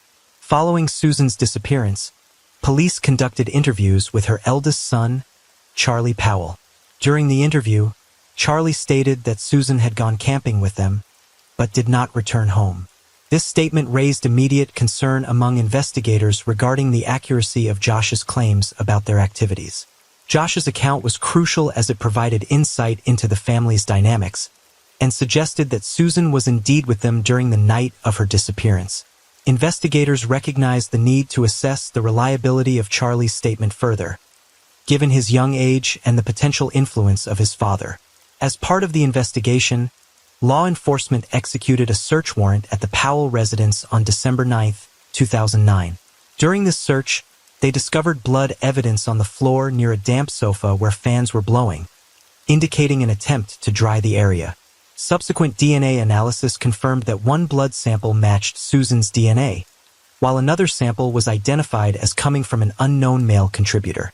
Another key piece of evidence found during this search was Susan's letter, in which she had expressed concerns over the marriage, how there was no attraction between the couple, rather just infighting. This was the same letter where Susan had stated that if something were to happen to her, it wouldn't be an accident. Her husband and his family would be responsible. These pieces of evidence significantly shifted the focus of the investigation toward Josh Powell, as it contradicted his narrative that Susan had simply vanished without a trace. In the days following Susan's disappearance, Josh Powell exhibited several behaviors that raised suspicions among investigators. He withdrew large sums of money from Susan's retirement accounts using a power of attorney form and canceled her scheduled chiropractic appointments. Additionally, friends reported that Josh had previously discussed methods of disposing of a body, specifically mentioning abandoned mine shafts in Utah's West Desert as potential locations. These actions and statements contributed to the growing belief among investigators that Josh may have been involved in Susan's disappearance, and raised questions about his intentions during this critical period. To make matters worse, Josh Powell took his sons, Charlie and Braden, and moved in with his father, Stephen Powell, in Seattle. This arrangement raised concerns due to Susan's previous warnings about Stephen's inappropriate behavior and her desire to keep her children away from him. Despite these concerns, Josh chose to live with Stephen, which further complicated the investigation into Susan's disappearance. Police suspected that Josh Powell's brother, Michael, may have helped dispose of Susan's remains after cadaver dogs detected human decomposition in his trunk. Investigators gathered evidence, but were unable to definitively link Michael to Susan's disappearance. In 2013, Michael Powell committed suicide, raising further questions about the family's involvement in the case. Following Susan's disappearance, Stephen Powell, Josh's father, conducted a smear campaign against her, claiming she had run off with another man. This behavior drew scrutiny from investigators, who examined Stephen's past and uncovered his obsession with Susan. Evidence revealed that Stephen had engaged in inappropriate conduct toward her, and had made several disturbing remarks about her after she went missing. His actions contributed to the complex dynamics surrounding the investigation into Susan's disappearance. In 2011, Stephen Powell, the father of Josh Powell, was arrested for voyeurism and possession of child pornography. The arrest stemmed from an investigation into Stephen's inappropriate behavior following the disappearance of his daughter-in-law, Susan. Law enforcement executed a search warrant at Stephen's home in Puyallup, Washington, where they discovered numerous images and videos of women taken without their consent. Among the materials seized were explicit photographs of Susan, which raised significant concerns about his obsession with her. The evidence collected during the arrest revealed a disturbing pattern of behavior that included stalking and harassment. This information brought renewed media attention to Susan's case and intensified scrutiny of the Powell family dynamics. Investigators began to reassess Stephen's potential involvement in Susan's disappearance, considering his proximity to the family and his known fixation on her. As details of the charges emerged, concerns about the safety of Charlie and Braden intensified. Susan had previously expressed fears about her children being around Stephen due to his past behavior. Following his arrest, authorities faced pressure to ensure the boys were protected from any potential harm associated with their grandfather. As police scrambled to locate any signs of Susan, custody proceedings regarding Charlie and Braden Powell began too. Despite Susan's parents, Chuck and Jody Cox, pleading against granting custody to Josh, the state allowed him visitation rights. Concerns about Josh's behavior and the circumstances surrounding Susan's disappearance did not prevent the court from permitting these visits. Following Stephen Powell's arrest on child pornography charges in 2011, the situation changed significantly.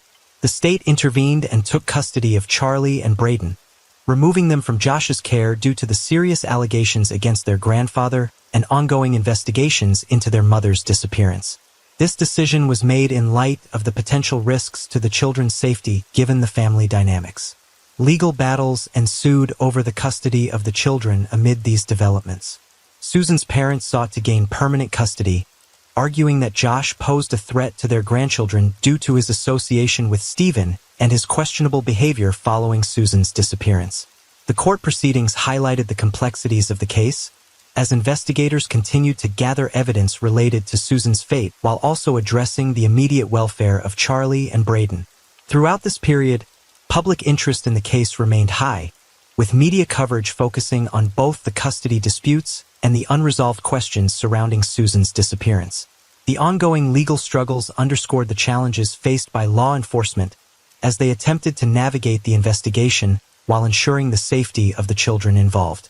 On February 5, 2012, a supervised visit was scheduled for Josh Powell and his two sons, Charlie and Braden, with social worker Elizabeth Griffin Hall. The visit took place at Josh's home in Graham, Washington. During the visit, Josh locked Elizabeth out of the house shortly after she arrived. This action raised immediate concerns regarding the safety of the children. Once outside, Elizabeth attempted to gain entry, but was unable to do so. While she waited for law enforcement to arrive, Josh set his house on fire using a flammable liquid. The fire quickly engulfed the home, and emergency responders were called to the scene. Tragically, Charlie and Braden died from carbon monoxide poisoning as a result of the fire. Investigators later found evidence indicating that both children had sustained injuries, suggesting that they were attacked before the fire was set. A hatchet was recovered near Josh's body, indicating that he may have used it to inflict these injuries. Authorities confirmed that the explosion was deliberate and treated the case as a double murder-suicide. Local authorities reported that Josh's actions appeared premeditated, as he had withdrawn several $1,000s from his bank account shortly before the incident and had contacted friends via email to say goodbye. Additionally, he had donated his children's toys and books to local charities just a day prior. Following the incident, investigators uncovered that 2 5-gallon cans of gasoline had been found on the premises, along with evidence that gasoline had been spread throughout the house. This discovery reinforced suspicions that Josh intended to destroy both himself and his children in a calculated act. When authorities notified Stephen Powell, who was incarcerated at the time, he reportedly did not seem very upset by the news, but expressed anger towards those who had informed him. 2 weeks later, Stephen invoked his Fifth Amendment right to not answer questions regarding Susan's disappearance, raising further suspicion about his knowledge of the events. The incident prompted a thorough review of the social services involved in overseeing visits between Joshua and his children, highlighting potential failures and safeguarding measures that could have prevented this tragedy. Following the tragic event involving Josh Powell and his 2 sons, investigators delved into the circumstances that led to his drastic actions. The aftermath revealed a complex interplay of legal pressures, psychological evaluations, and troubling family dynamics that contributed to a narrative suggesting that Josh may have felt cornered. Josh was under significant legal scrutiny due to the ongoing investigation into Susan's disappearance. He faced custody battles concerning Charlie and Braden, which added considerable stress to his situation. Authorities had ordered him to undergo psychological evaluations as part of the custody proceedings, reflecting concerns about his mental stability and parenting capabilities. These evaluations aimed to assess his fitness as a parent amid allegations of controlling behavior and potential involvement in Susan's disappearance. They became critical in understanding his state of mind leading up to the incident. The family dynamics within the Powell household were troubling. Josh's relationship with his father, Stephen Powell, raised red flags due to Stephen's inappropriate behavior and obsession with Susan. Investigators noted that Stephen had conducted a smear campaign against Susan after her disappearance, claiming she had run off with another man. This hostile environment likely influenced Josh's action and mindset. In the months leading up to the incident, Josh engaged in suspicious behavior that further alarmed investigators. Him withdrawing large sums of money from Susan's accounts and canceling her future appointments were enough to raise questions about his intentions. As soon as he was given the power of attorney over Susan's assets, he stopped cooperating with the law enforcement authorities and ran off to Seattle to spend Christmas with his kids. To make matters worse, he made statements about disposing of a body and mentioning abandoned mine shafts as potential locations for hiding remains. This raised further suspicions regarding his involvement in Susan's disappearance. Following the incident, investigators focused on all of these aspects leading up to the fire. Evidence suggested that he may have felt cornered by legal pressures and the impending loss of custody of his children. Josh's suicide left many questions unanswered regarding Susan's fate and the extent of family involvement in her disappearance. Do you think Josh was responsible for Susan's disappearance alone, or were any of his family members involved? Despite Josh's death, law enforcement continued to investigate leads related to Susan's disappearance. They examined evidence from Powell's home and surrounding areas, but the absence of a body complicated the case. Nonetheless, suspicion remained surrounding Josh and potentially other family members as investigators sought to piece together the events leading up to Susan's disappearance. On February 11, 2013, Michael Powell took his own life by jumping from the roof of a parking garage in Minneapolis, Minnesota. This tragic event occurred approximately 1 year after the deaths of his brother Josh and Josh's 2 sons, Charlie and Braden. Prior to his suicide, Michael had been questioned multiple times by police in 2012 after his abandoned Ford was discovered at an Oregon wrecking yard. Authorities described him as evasive regarding the circumstances surrounding his vehicle. Following the deaths of Josh and the boys, Utah authorities speculated that both Joshua and Michael were accomplices in the murder of Susan Powell. Investigators noted suspicious behaviors from both brothers during their inquiries into Susan's disappearance, leading to ongoing speculation about their involvement. Michael's death added another layer of complexity to the investigation, leaving many questions unanswered regarding the family's role in Susan's fate. On July 1, 2013, the West Valley City Police officially closed their active investigation into Susan Powell's disappearance. This decision followed extensive inquiries and the tragic deaths of Josh Powell and his two sons, Charlie and Braden. Despite the closure, the case remained a focal point of public interest and speculation as many questions about Susan's fate lingered. The police maintained that they believed Josh was involved in her disappearance, but without evidence or a body, the investigation could not proceed further. In February 2013, Manley, who conducted psychological evaluations of Josh Powell for Washington authorities, acknowledged his suspicions regarding Joshua's involvement in Susan's disappearance. Despite these concerns, Manley did not include suspicions in his official reports because they were beyond the scope of his duties, and because Josh had not been charged with any wrongdoings at that time. In March 2015, Chuck Cox won a court battle against Terica and Alina Powell over the control of Susan's estate. Terica and Alina sought to have Susan declared legally dead to collect life insurance benefits. Ultimately, Chuck gained full control of the estate, ensuring that Susan's assets would be managed in a manner consistent with her family's wishes. The Cox family filed a lawsuit against Washington's Department of Social and Health Services and its social workers, alleging that they prioritized Joshua's potential rights over the safety of Charlie and Braden. In 2015, a federal court ruled in favor of the defendants, granting immunity to the social workers and finding DSHS not negligent. However, in 2019, an appeals court allowed claims of DSHS negligence to proceed to trial, leading to a jury ruling that DSHS was negligent in awarding $98 million to the estates of Charlie and Braden Powell. Following the tragic events surrounding Susan's estate, the Cox family actively pressured lawmakers in Washington and Utah to pass legislation restricting visitation rights to parents under investigation for murder. Their advocacy efforts aim to enhance protections for children in similar situations, reflecting their commitment to preventing future tragedies stemming from inadequate oversight and custody cases.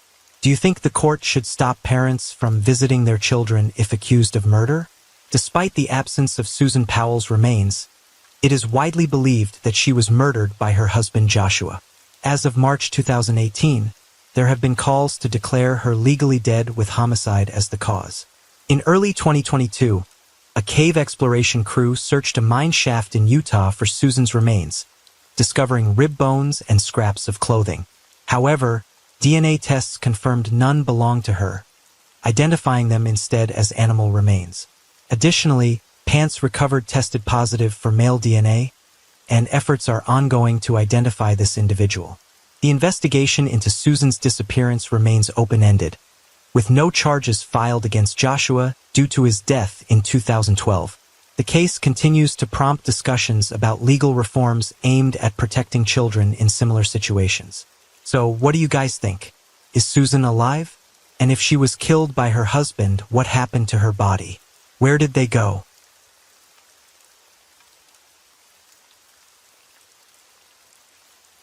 Story 5. On October 30th, 2011, David Swift reported his wife missing after returning home from a Halloween party the night before.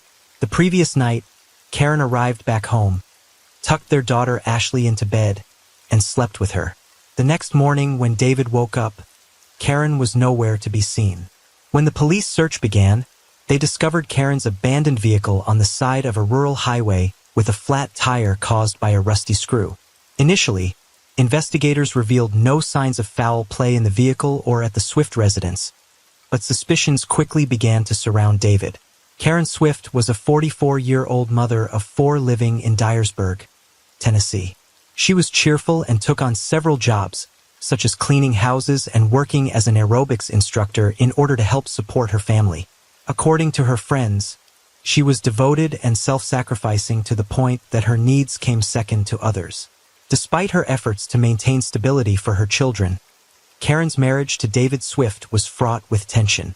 Karen and David's relationship had a history of infidelity on both sides. David had previously engaged in an affair that resulted in the birth of another child. Although they reconciled after this incident, the trust between them remained fragile. In September 2011, Karen filed for divorce, citing ongoing issues in their marriage. This decision came just 3 weeks before her disappearance. The filing for her divorce marked a significant turning in their relationship. Karen's decision to seek independence raised tensions at home. David reportedly reacted negatively to the divorce, feeling threatened by Karen's desire for autonomy. On October 29, 2011, David Swift made a significant decision to relocate his family from Arkansas to Dyersburg, Tennessee. This decision was reportedly made independently and rapidly, following ongoing tensions in his marriage to Karen. David had secured a job in manufacturing management in Dyersburg and purchased a new home without prior consultation with Karen. The abrupt nature of the move left their eldest son, Preston, behind to complete the school year. This decision to separate the family during such a critical transition raised questions about David's motivation and intentions. Karen saw their new home for the first time while unloading their belongings, an experience that added to the complexity of her situation. As the family settled into their new environment, Karen attempted to adapt despite a rushed transition. She quickly found ways to earn money by cleaning houses and teaching aerobics classes. However, David's controlling nature began to manifest more prominently during this period. Friends noted that he was not keen on Karen working outside the home, which contributed to the rising tensions between them. The move marked a turning point in their relationship. David's behavior became increasingly erratic as he struggled with feelings of jealousy and insecurity regarding Karen's independence. Reports indicate that he began stalking her during outings and confronting her about her interactions with friends. This backdrop of tension and control set the stage for the events that would unfold in the following days. Investigators would later scrutinize these dynamics as they pieced together the timeline leading up to Karen's disappearance. In the early morning hours of October 30, 2011, David Swift contacted law enforcement to report that his wife, Karen Swift, was missing. David expresses concern for her well-being, indicating that he was worried about her whereabouts. This call initiates the formal investigation into Karen's disappearance. David's report prompts police to take immediate action, leading them to gather information about Karen's last known activities and her interactions prior to her disappearance. As part of the investigation, police began searching for Karen Swift. At approximately 3 p.m. on October 30th, officers discovered her white 2004 Nissan Murano abandoned on the side of Millsfield Highway, roughly a quarter-mile from the Swift family home. The vehicle has a flat tire caused by a rusty screw found embedded in it. Upon inspection, law enforcement notes that there were no signs of foul play inside the car. Personal belongings such as her keys and purse are missing. Forensic testing of the vehicle yielded no evidence of blood or struggle. This discovery of the abandoned vehicle raised further questions about what happened to Karen and led investigators to expand their search into the surrounding areas. At home, David claimed that he last saw Karen around 2 a.m. when she returned home with their daughter Ashley after the Halloween party. Ashley had called her mother to pick her up from a friend's house on her way back. David told the police that both the mother and daughter went to bed shortly after arriving home. During subsequent interviews with police, David mentioned that he briefly checked on Ashley. After realizing she was safe, he returned upstairs to sleep. His account of the events raised questions among investigators regarding the timeline of Karen's disappearance and his potential involvement. David also indicated that he was unaware of any plans Karen might have had for the night and expressed confusion about her sudden absence. Witnesses' accounts revealed a pattern of controlling behavior exhibited by David Swift towards his wife Karen Swift. Friends of Karen testified about his jealousy and possessiveness, noting instances where he would exclusively call Karen while she was out with friends. Friends also confirmed that David had a tendency to stalk Karen while she was out. This had led to confrontations of a serious nature in their relationship. These behaviors raised concerns about Karen's safety and contributed to the investigation into her disappearance. As detectives gathered evidence, they noted the significance of these testimonies in understanding the dynamics of their troubled marriage and David's potential involvement in her fate. In the days following the disappearance, David himself would go to the law enforcement authorities and offer his help in finding any trace of his lost wife. One notable thing when he arrived at the local station was his use of crutches. According to him, he had re-injured his knee, which was operated on a few months earlier. An injury to his knee coinciding with his wife's disappearance, given their troubled marriage, seemed too good to just be a coincidence. On December 10, 2011, a significant breakthrough occurred in the investigation into Karen Swift's disappearance. Human remains were discovered in a cemetery located less than 3 miles from the Swift family home. The discovery was made by 2 individuals, John Robinson and Mark Rickman, who were visiting the cemetery when they stumbled upon the remains. Law enforcement was promptly notified, and investigators arrived at the scene to secure the area. The remains were later identified as those of Karen Swift through forensic analysis. An autopsy was conducted to determine the cause of death. The medical examiner concluded that Karen had sustained blunt force trauma to the head, which was classified as a homicide. This finding shifted the investigation from a missing person case to a homicide investigation. The autopsy revealed that the trauma would have been fatal if Karen had been alive at the time of injury. However, due to the passage of time since her disappearance, determining the exact circumstances surrounding her death proved challenging. Investigators noted that there were no signs indicating that the murder occurred at the cemetery. Rather, it appeared that Karen had been moved there post-mortem. The discovery of her remains prompted a renewed focus on David Swift as a suspect. The nature of her injuries and the location of her body raised critical questions about his involvement in her death. Investigators began to scrutinize David's actions and statements more closely, seeking any evidence that could link him to this tragic outcome. Investigators uncovered that Karen had obtained a second cell phone, which she used to avoid being monitored by David.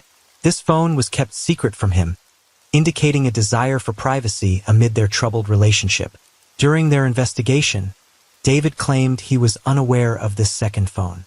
However, authorities discovered that the number was programmed into his work phone, raising suspicions about his knowledge of Karen's actions. During the interviews with investigators, David appeared preoccupied with Karen's behavior rather than expressing concern for her well-being. Detective McCree noted that David's inability to focus on anything other than his wife's alleged drinking and partying habits suggested he might be hiding something. Despite these observations, investigators struggled to find physical or eyewitness evidence linking David to the homicide, causing the investigation to stall.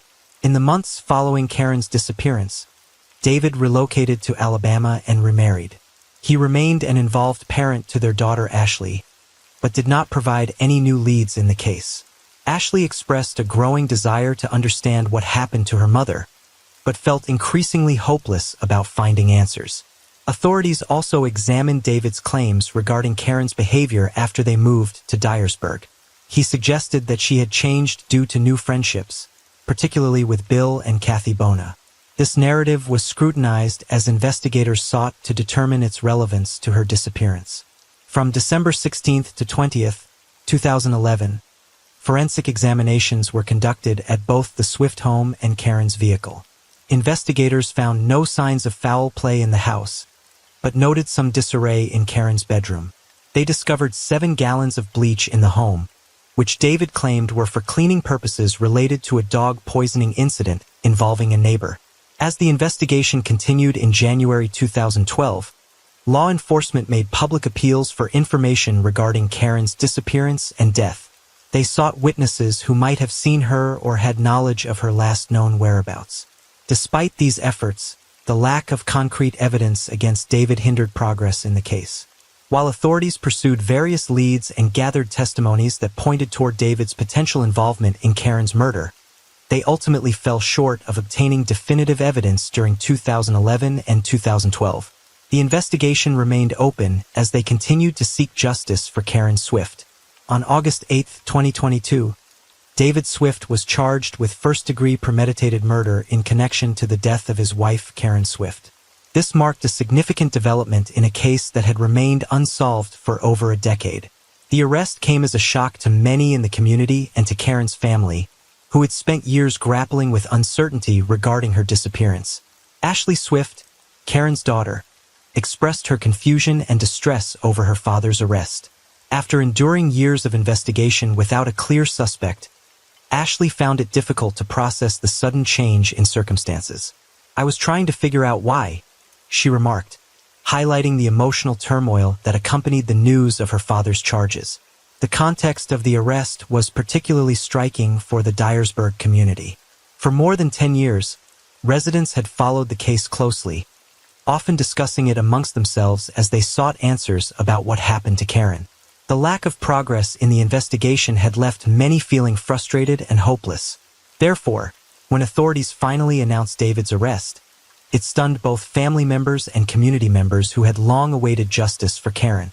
Danny Goodman, the prosecutor at the time, believed that all his predecessors could get the case to result in a decisive verdict due to an inadequate approach. He stated that personnel who sought justice for Karen were simply waiting for a supposed key piece of evidence that could help prove that David was guilty. As the case unfolded, it was later learned that such a piece of evidence didn't exist. During the investigation, the COVID-19 pandemic broke out and the entire world, along with Karen's case, came to a halt. However, the prosecutors, instead of stopping their efforts, took that time to review around 30 large bins of files related to Karen's murder. Goodman states that they never found that one big thing that could prove David was guilty. What they covered instead was the fact that the case was very much like a puzzle with a clear motive. Commenting on the mindset of David, the prosecutor stated, "I think he saw that he was losing control." It was later revealed that throughout the course of their relationship, David was able to control everything Karen did and everywhere she went. However, he noticed that his control over her was starting to slip away. In addition to the loss of control, Karen going out for drinks, to party, and an impending divorce all added to his frustration, causing him to plot the murder. The pieces of the puzzle the prosecution put together resulted in a concrete theory that the murder of Karen Swift actually took place. Sharing the details of the alleged crime, the prosecution stated that the murder took place inside the Swift family home, and then David staged a series of events to make it look like an accident. The events supposedly took place as follows. On October 30th, when Karen got a call from Ashley, she picked her up. Both of them returned home and had fallen asleep beside each other in the bed. From here onwards, David moved Ashley into a different room and then proceeded with his intentions by dragging Karen to the garage and violently stomping on her head. To make the murder look like the aftermath of an abduction, he loaded Karen's body into the car. After that, he drove to the cemetery where he dumped her body and covered it up to make it look like she had been abducted. In the days that followed, David willingly came to the authorities and volunteered to help find his wife's killer in whatever way possible. The prosecution also stated that he would come to the authorities on crutches to emphasize his inability to drag Karen's body. In addition, he showed that he was using the crutches because he had re-injured his knee after undergoing knee surgery that had taken place in prior months.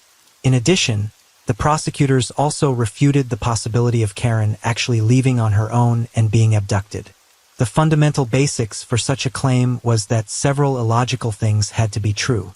For instance, Karen would have had to have plans of meeting someone if she was going out on her own, but there was no evidence to suggest such a thing. In addition, if she didn't go out on her own, why would she wake up David by moving Ashley into another room and moving Kelly from David's bed? Another key factor worth considering here is the fact that toxicology reports had shown that Karen had taken Benadryl before going to sleep. Benadryl is a sleeping aid, and if Karen had a plan of going out after dropping off Ashley at the house, why would she take a sleeping pill before she supposedly went out?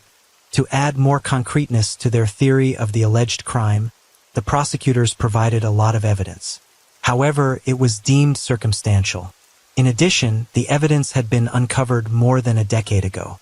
A major claim they made rested on the report, which highlighted the use of a sleeping aid and the fact that phones were inactive after he got them home. They also stated that the information pertaining to Karen's secret phone and David's demeaning comments was a lie and shared new details. Up till this point in the trial, it was revealed her secret phone had no activity on it after she had gotten into bed with Ashley. However, a forensic extraction found that the phone had indeed been in use, and a call to the device's voicemail was made. The forensic reports also detailed the fact that the call was made at 9:55 a.m. on October 30th. By this time, several hours had passed, and investigators had not found Karen or her phone. In addition, it was also revealed the phone had been connected to the family's Wi-Fi, and the only adult that was home at the time the call was made would have been David. To back their claim of David faking his knee being injured again, the prosecution referred to a neighbor's testimony. While speaking to the court, one of the Swift family's neighbors had stated that David helped them move hay bales. The approximate weight of the hay bales was around 60 pounds, and the neighbor claimed that David was helping without using crutches. The prosecution had painted a circumstantial theory, backed by evidence, that showed David had committed the murder. However, the defense refuted such claims. Allegations against David were largely based on the claim that he had been a controlling husband. But his lawyer, Daniel Taylor, presented a different fundamental perspective and narrative. He stated that David Swift was not a husband trying to control Karen's life, but was one who was simply concerned about his partner. Details about Karen's behavior that were revealed throughout the trial were that she was involved in alcoholism and partying. However, testimonies given by the neighbors had shed much-needed light on Karen's activities. During the trials, one of the neighbors had mentioned finding Karen passed out on their sofa naked during a party, and David was called to come pick her up. As per the information from the testimonies given during the trial, Karen was supposedly involved in some sort of sex ring and was interested in seeing other men. In addition to these details, the defense attorney also argued that there was evidence to support the state's description of the murder. He highlighted the fact that if Karen was indeed stomped on the head, why was there no sign of blood in the garage or the car? He also brought into question the state's description of David staging the attempt as an abduction by stating that there was no evidence of David leaving the house that night. Another critical fact that Taylor reiterated was that the medical examiner who had determined Karen's cause of death no longer believed that she had been stomped on the head.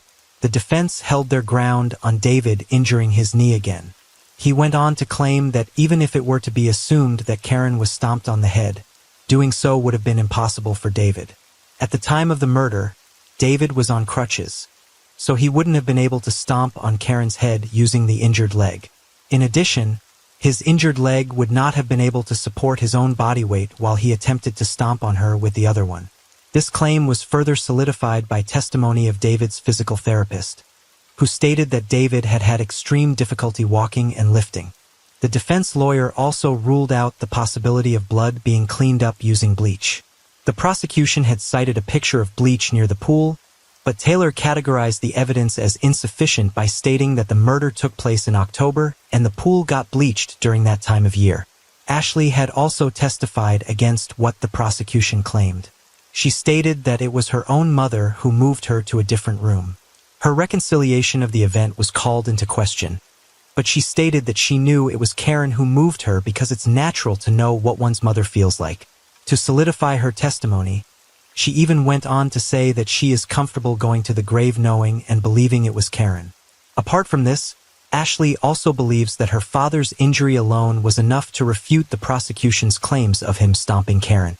She mentioned that Karen was an athletic woman and someone in her father's condition at the time of the murder simply could not move or overtake her. To further emphasize David's innocence, Taylor stated that the phone the prosecution was referring to was based on unreliable evidence and again referred to David's condition and inability to commit the murder. Based on the available information, linking the phone to the murder does seem a bit far-fetched. It is possible that Karen had forgotten her secret phone at the house because when going out she would have woken up after taking a sleeping aid. In addition, the defense did claim that David was concerned about his partner. If that claim is believed to be true, it's possible that he made the call to check the voicemail and determine her whereabouts. The weakest aspect of the case against David Swift was the absence of physical evidence. Investigators found no incriminating traces in the house, the vehicle, or on his person.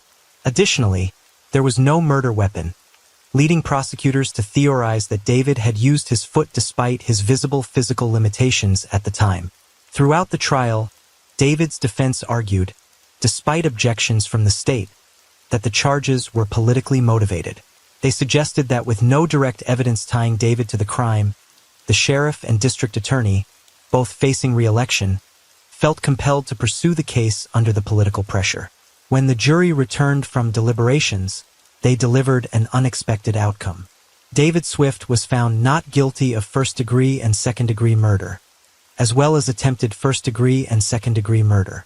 However, the jury remained deadlocked on the charge of voluntary manslaughter, ultimately informing the judge that they could not reach a unanimous verdict. The indecisiveness pertaining to the voluntary manslaughter allegations eventually led to mistrial in June 2024. Since then, new developments have emerged in David Swift's case.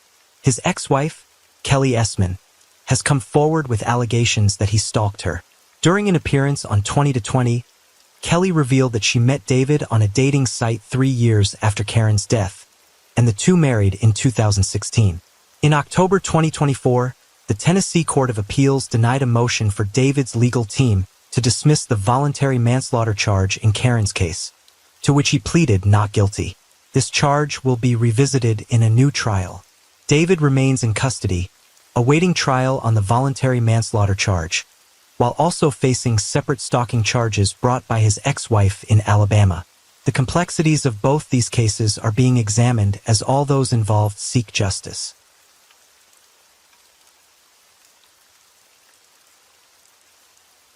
Story 6. On February 24, 2023, at approximately 7:40 a.m., a 911 call comes in from a home in Herden, Virginia. The dispatcher hears only muffled moans before the line cuts off. 15 minutes later, another call. A man claims he shot an intruder attacking his wife. When officers arrive, they find a horrific scene. A woman stabbed multiple times and a man dead from 2 gunshots. What begins as a case of home invasion suddenly turns into a web of deceit, manipulation, and murder. Hi, I'm Mark, and welcome to True Crime Stories. Today, we're looking at the case of Juliana Perez Magalhães and the Banfield family, a case of betrayal, manipulation, and murder where investigators uncovered forensic evidence, digital footprints, and personal connections that raised more questions than answers. Why would a husband conspire with a family nanny to kill his own wife, the mother of his daughter? Who was the intruder, and what did he do to deserve to die? The deeper they dug into the lives of those involved, the more complicated the story became. Let's take a look. Juliana Perez Magalhães was born in Brazil and raised by her mother, who worked as a house cleaner. At age 21, she moved to Virginia as part of a cultural exchange program. This program allowed her to work as an au pair, providing childcare and cultural exchange with an American family. In late 2021, Juliana began her employment with Brendan and Christine Banfield as a live-in nanny. Her responsibilities included caring for the couple's young daughter and assisting with household duties. As she settled into her role, Brendan started taking interest in her, and over time, their relationship would go on to extend beyond professional boundaries. This development would later play a crucial role in the events that unfolded. Brendan Banfield was born in February 1985 and has worked as an IRS agent since 2009. His role involved significant responsibilities, including handling of sensitive financial investigations. Christine Banfield, born in September 1985, was employed as a pediatric ICU nurse, a position that required extensive medical knowledge and emotional resilience. The couple had one daughter, born in 2018, who was the focus on their family life. In 2019, Brendan and Christine moved from Long Island, New York, to Herden, Virginia. They purchased a 5-bedroom home for $799,000, which provided ample space for their growing family. The Banfields' decision to relocate and invest in a larger home reflected their commitment to establishing a stable environment for their daughter. On February 24, 2023, at 7:47 a.m., the first 911 call was placed from the Banfield residence in Herden, Virginia. The call was made by Juliana, but communication was unclear. The dispatcher could only hear moaning on the line before the call abruptly ended. Just 15 minutes later, at 8:02 a.m., a second call was made. This time, Juliana requested assistance, and Brendan Banfield came onto the line, claiming he had shot an intruder who attacked his wife. When the police arrived at the scene, they discovered Christine Banfield, age 37, in the master bedroom. She had sustained multiple stab wounds to her upper body. Not far from her, Joseph Ryan, age 38, was found dead from gunshot wounds, one to the head and one to the chest. Christine was transported to a hospital in the hope that her life could be saved. However, shortly after arriving at the hospital, she was pronounced dead. Joseph Ryan was already pronounced dead at the scene. Following the tragic events of February 24, 2023, investigators began to scrutinize Juliana's account of the morning. Juliana claimed that she had left the Banfield residence shortly after Brendan departed for work, intending to take the couple's daughter of 4 years to the National Zoo. However, she stated that she returned home after realizing she had forgotten the packed lunches in the refrigerator.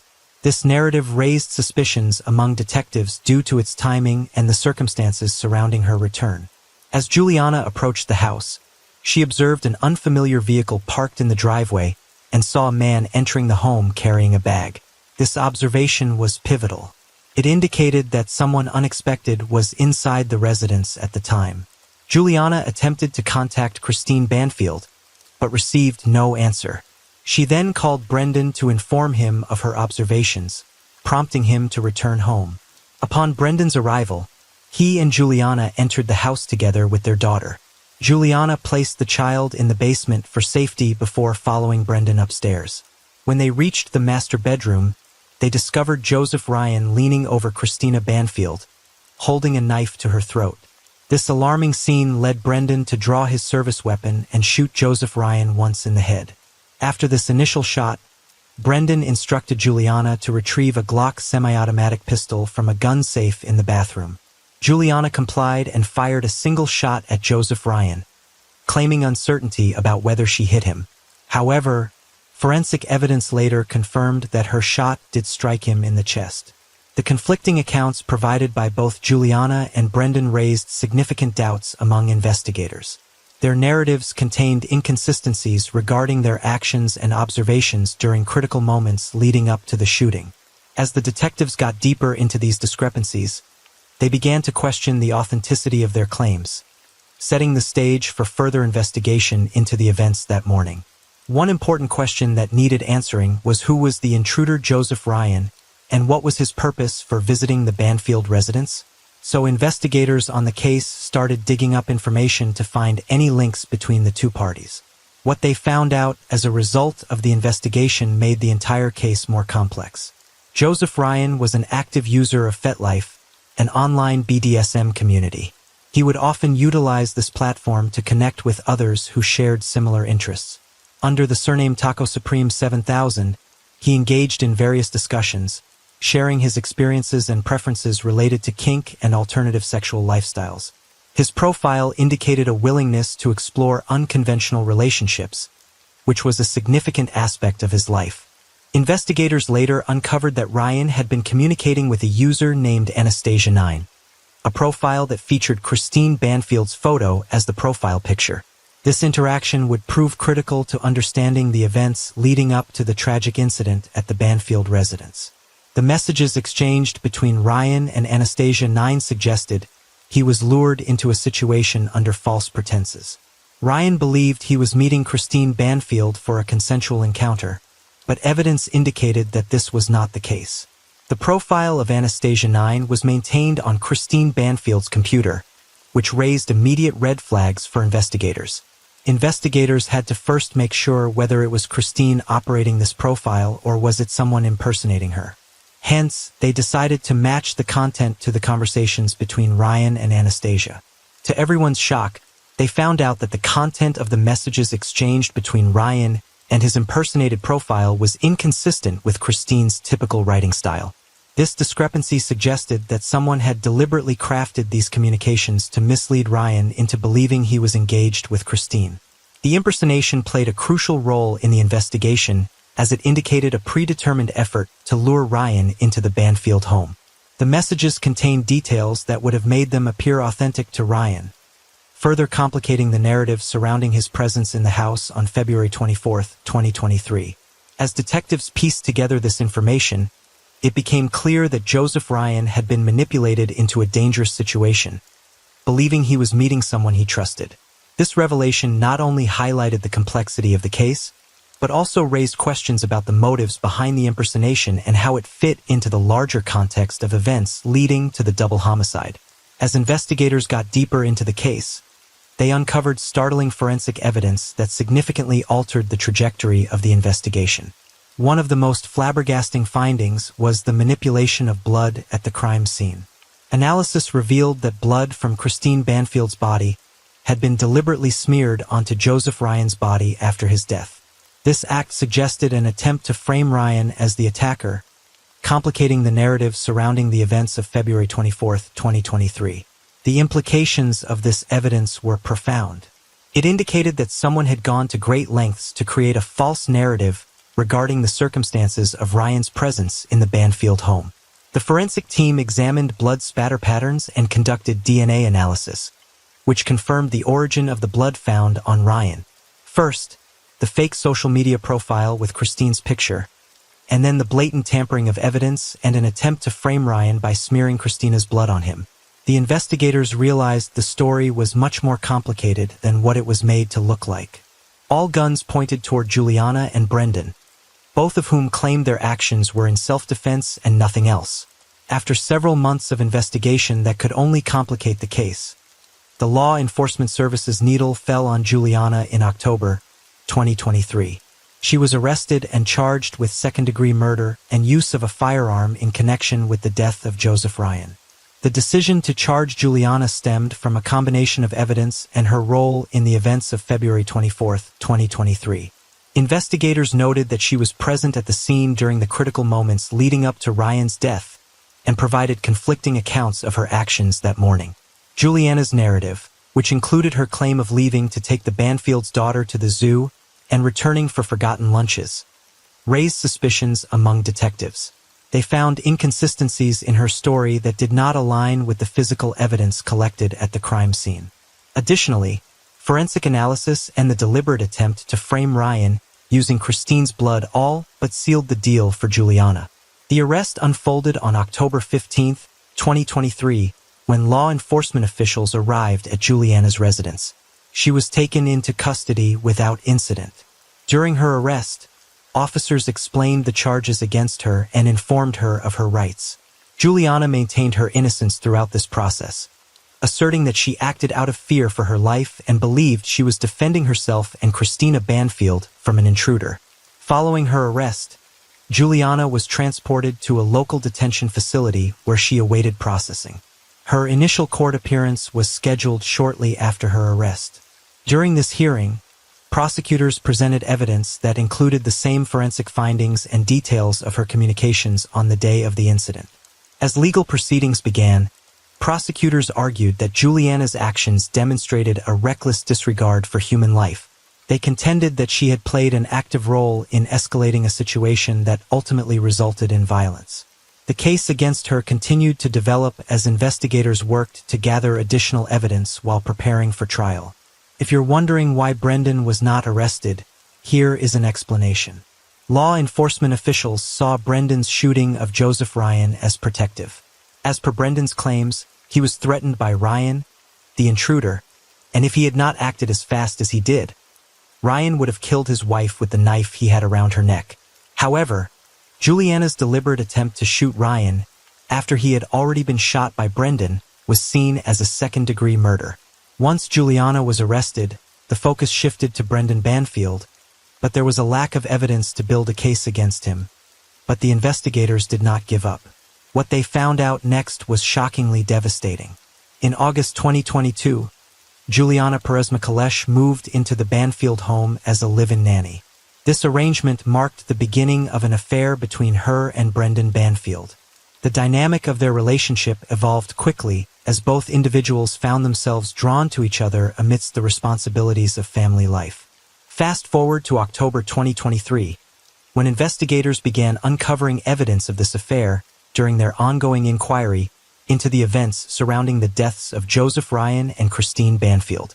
The discovery of the relationship raised significant suspicions regarding potential motives behind the murders, suggesting that personal interests may have influenced the actions taken that fateful day. During a search of Brendan's bedroom, law enforcement officials found several notable findings that further implicated him in the unfolding narrative. Among these discoveries were framed photos of Brendan and Juliana, including a personal connection that went beyond professional boundaries. Additionally, Juliana's lingerie was found in the room, serving as tangible evidence of their intimate relationship. The combination of these findings not only painted a picture of an illicit relationship, but also provided investigators with critical evidence to build a case against Brendan. The implications of this affair became increasingly significant as authorities pieced together the timeline and circumstances surrounding the murders. The relationship between Juliana and Brendan was no longer just a personal matter. It had transformed into a central element of the investigation, influencing how detectives approached their inquiries and shaping the narrative surrounding both individuals' actions on the 24th of February, 2023. In mid-February 2023, just weeks before the tragic events of February 24th, Brendan Banfield made a significant decision to purchase a Glock pistol from a shooting range. This transaction raised immediate red flags for investigators, especially given the timing and the subsequent homicides that unfolded shortly thereafter. The purchase of a firearm just before such a violent incident suggested potential premeditation, leading authorities to scrutinize Brendan's actions more closely. Additionally, it was revealed that both Brendan and Juliana had traded in their phones for new models shortly before the incident. This change in communication devices sparked further suspicion among investigators. The timing of these trades, occurring just days before the murders, indicated a possible attempt to eliminate evidence or communication records that could link them to premeditated actions leading up to the incident. Investigators began to question whether these actions were part of a larger plan involving both Juliana and Brendan, as they sought to establish a cleaner timeline of events leading up to the confrontation with Joseph Ryan. Even after finding substantial evidence against Brendan Banfield, the law enforcement authorities needed more. Hence, following Juliana's arrest, law enforcement officials implemented a strategy to monitor her communications while she was incarcerated. This included tapping phone calls between Juliana and Brendan, a common investigation technique used in high-profile cases where the relationship between suspects could yield crucial evidence. The decision to tap these calls was driven by the need to gather information that could clarify the dynamics of their relationship and any potential premeditated actions related to the murders of Christine Banfield and Joseph Ryan. In a recorded call from jail, Deputy Commonwealth's Attorney, Eric Klingon, revealed during a bond hearing that Juliana expressed concern about their relationship. She told Brendan, "I hope you are not just staying with me because you are afraid of me turning against you." This statement indicated her awareness of the precarious situation they were both in and suggested that she was contemplating the implications of their actions on that fateful day. Brendan's response during this phone call was equally telling. He allegedly instructed her to keep her mouth shut on the recorded phone line. This directive all but put the last nail in Brendan's coffin. He was clearly attempting to control the narrative and prevent Juliana from divulging information that could implicate him in the crimes. Finally, the time came in September 2024 when Brendan Banfield was arrested by law enforcement authorities following an extensive 11-month-long investigation into the events surrounding the deaths of Joseph Ryan and Christine Banfield. The arrest took place after detectives gathered substantial evidence linking Brendan to the crimes, including forensic findings, inconsistencies in his statements, and more. Law enforcement apprehended Brendan at his residence without incident.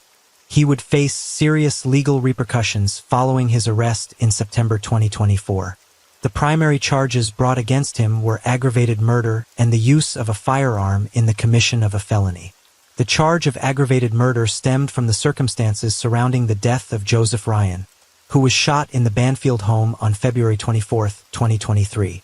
Prosecutors argued that Brendan's actions demonstrated a reckless disregard for human life and indicated premeditation, as he allegedly orchestrated the events that led to the confrontation with Ryan.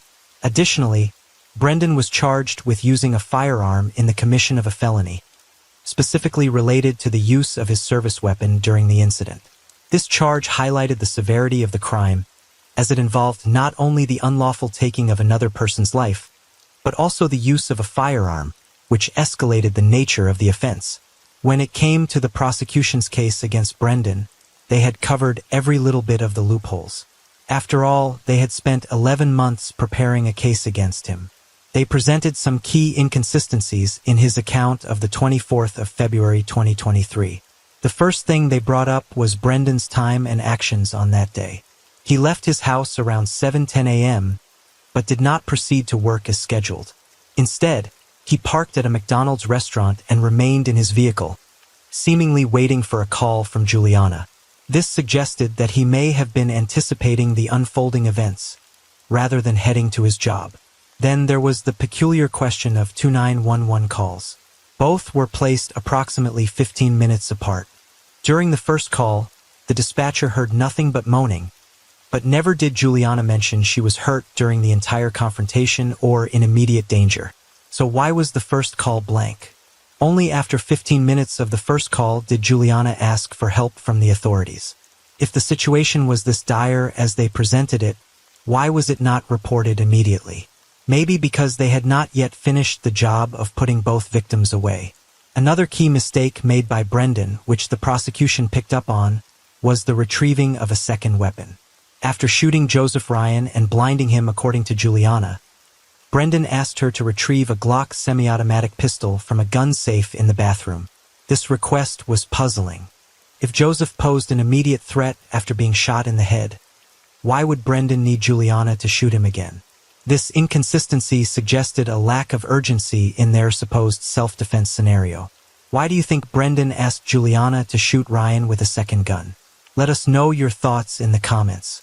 Hence, it was the prosecution who firmly contended that Brendan Banfield was not merely a bystander in the tragic events of February 24, 2023, but rather an active participant in a calculated plan that ultimately led to the death of Joseph Ryan. Investigators uncovered evidence suggesting that Brendan was the one who orchestrated the impersonation of Christine on the fetish website, FetLife. This profile, created under the name Anastasia9, was first used by Brendan himself, and then he instructed Juliana to use it in order to lure Joseph Ryan to the Banfield home under false pretenses. The prosecution argued that this act demonstrated Brendan's willingness to engage in deceitful tactics to achieve his goals. There was also a clear motive and evidence linking him directly to his wife's murder. Testimonies indicated that he had expressed a desire to be rid of her shortly after beginning his affair with Juliana. This desire for freedom from marriage was framed as a driving force behind his actions on that fateful day. Once the deed was done, he would make a failed attempt at tampering with the evidence by smearing Christina's blood on Ryan in order to frame him, when he was the one to have orchestrated the entire plan. In April 2024, a new significant development occurred in the case when the arrest suspect, Juliana, entered a plea agreement. Following her arrest, Juliana faced charges of second-degree murder and use of a firearm in connection with Joseph Ryan's death. As the investigation progressed, the evidence against her mounted, prompting discussions about a potential plea deal. The details of the plea agreement included a change of charges against her. Juliana pleaded guilty to voluntary manslaughter, a lesser charge than the original second-degree murder charge she faced. This decision was part of a negotiated plea agreement with prosecutors. The plea deal was negotiated between Juliana's defense attorney and the prosecution. This process involved discussions about the evidence against her, potential sentencing outcomes, and any cooperation she might provide regarding Brendan Banfield or other aspects of the case. By pleading to a lesser charge, Juliana aimed to reduce her potential sentence compared to what she might have faced if convicted of second-degree murder. This strategic move was intended to mitigate her legal consequences. The turning point in the plea agreement came when Juliana agreed to cooperate with law enforcement, providing information about Brendan and other relevant details related to the case, especially what transpired on the day of the murders. This cooperation was beneficial for both parties, offering Juliana a more favorable outcome while assisting prosecutors in building their case against Brendan. October 29, 2024 was the day when months and months of negotiations between the two parties came to an end, and Juliana agreed to cooperate with the authorities. As for her new sentence details, she could face 10 years, but may be released with credit for time served. Do you think it was the right decision for her to take up the plea agreement, or should she have fought the case? Drop your thoughts in the comments section below. As the legal proceedings continue, significant upcoming trials are on the horizon for both Juliana Perez Magalhães and Brendan Banfield. Juliana's sentencing is set for March 21, 2025, where she faces up to 10 years in prison, potentially with time served considered. Meanwhile, Brendan's trial is scheduled for February 3, 2025, as he confronts serious charges of aggravated murder and the use of a firearm in the commission of a felony, which could result in life imprisonment without the possibility of parole. The complexities of the case remain under scrutiny as ongoing investigations may uncover further details about the events leading up to the tragic deaths of Joseph Ryan and Christine Banfield. Both defendants' legal statuses are critical as they navigate their respective charges and prepare for what lies ahead in the courtroom. The outcomes of these trials will be pivotal in determining justice for all parties involved.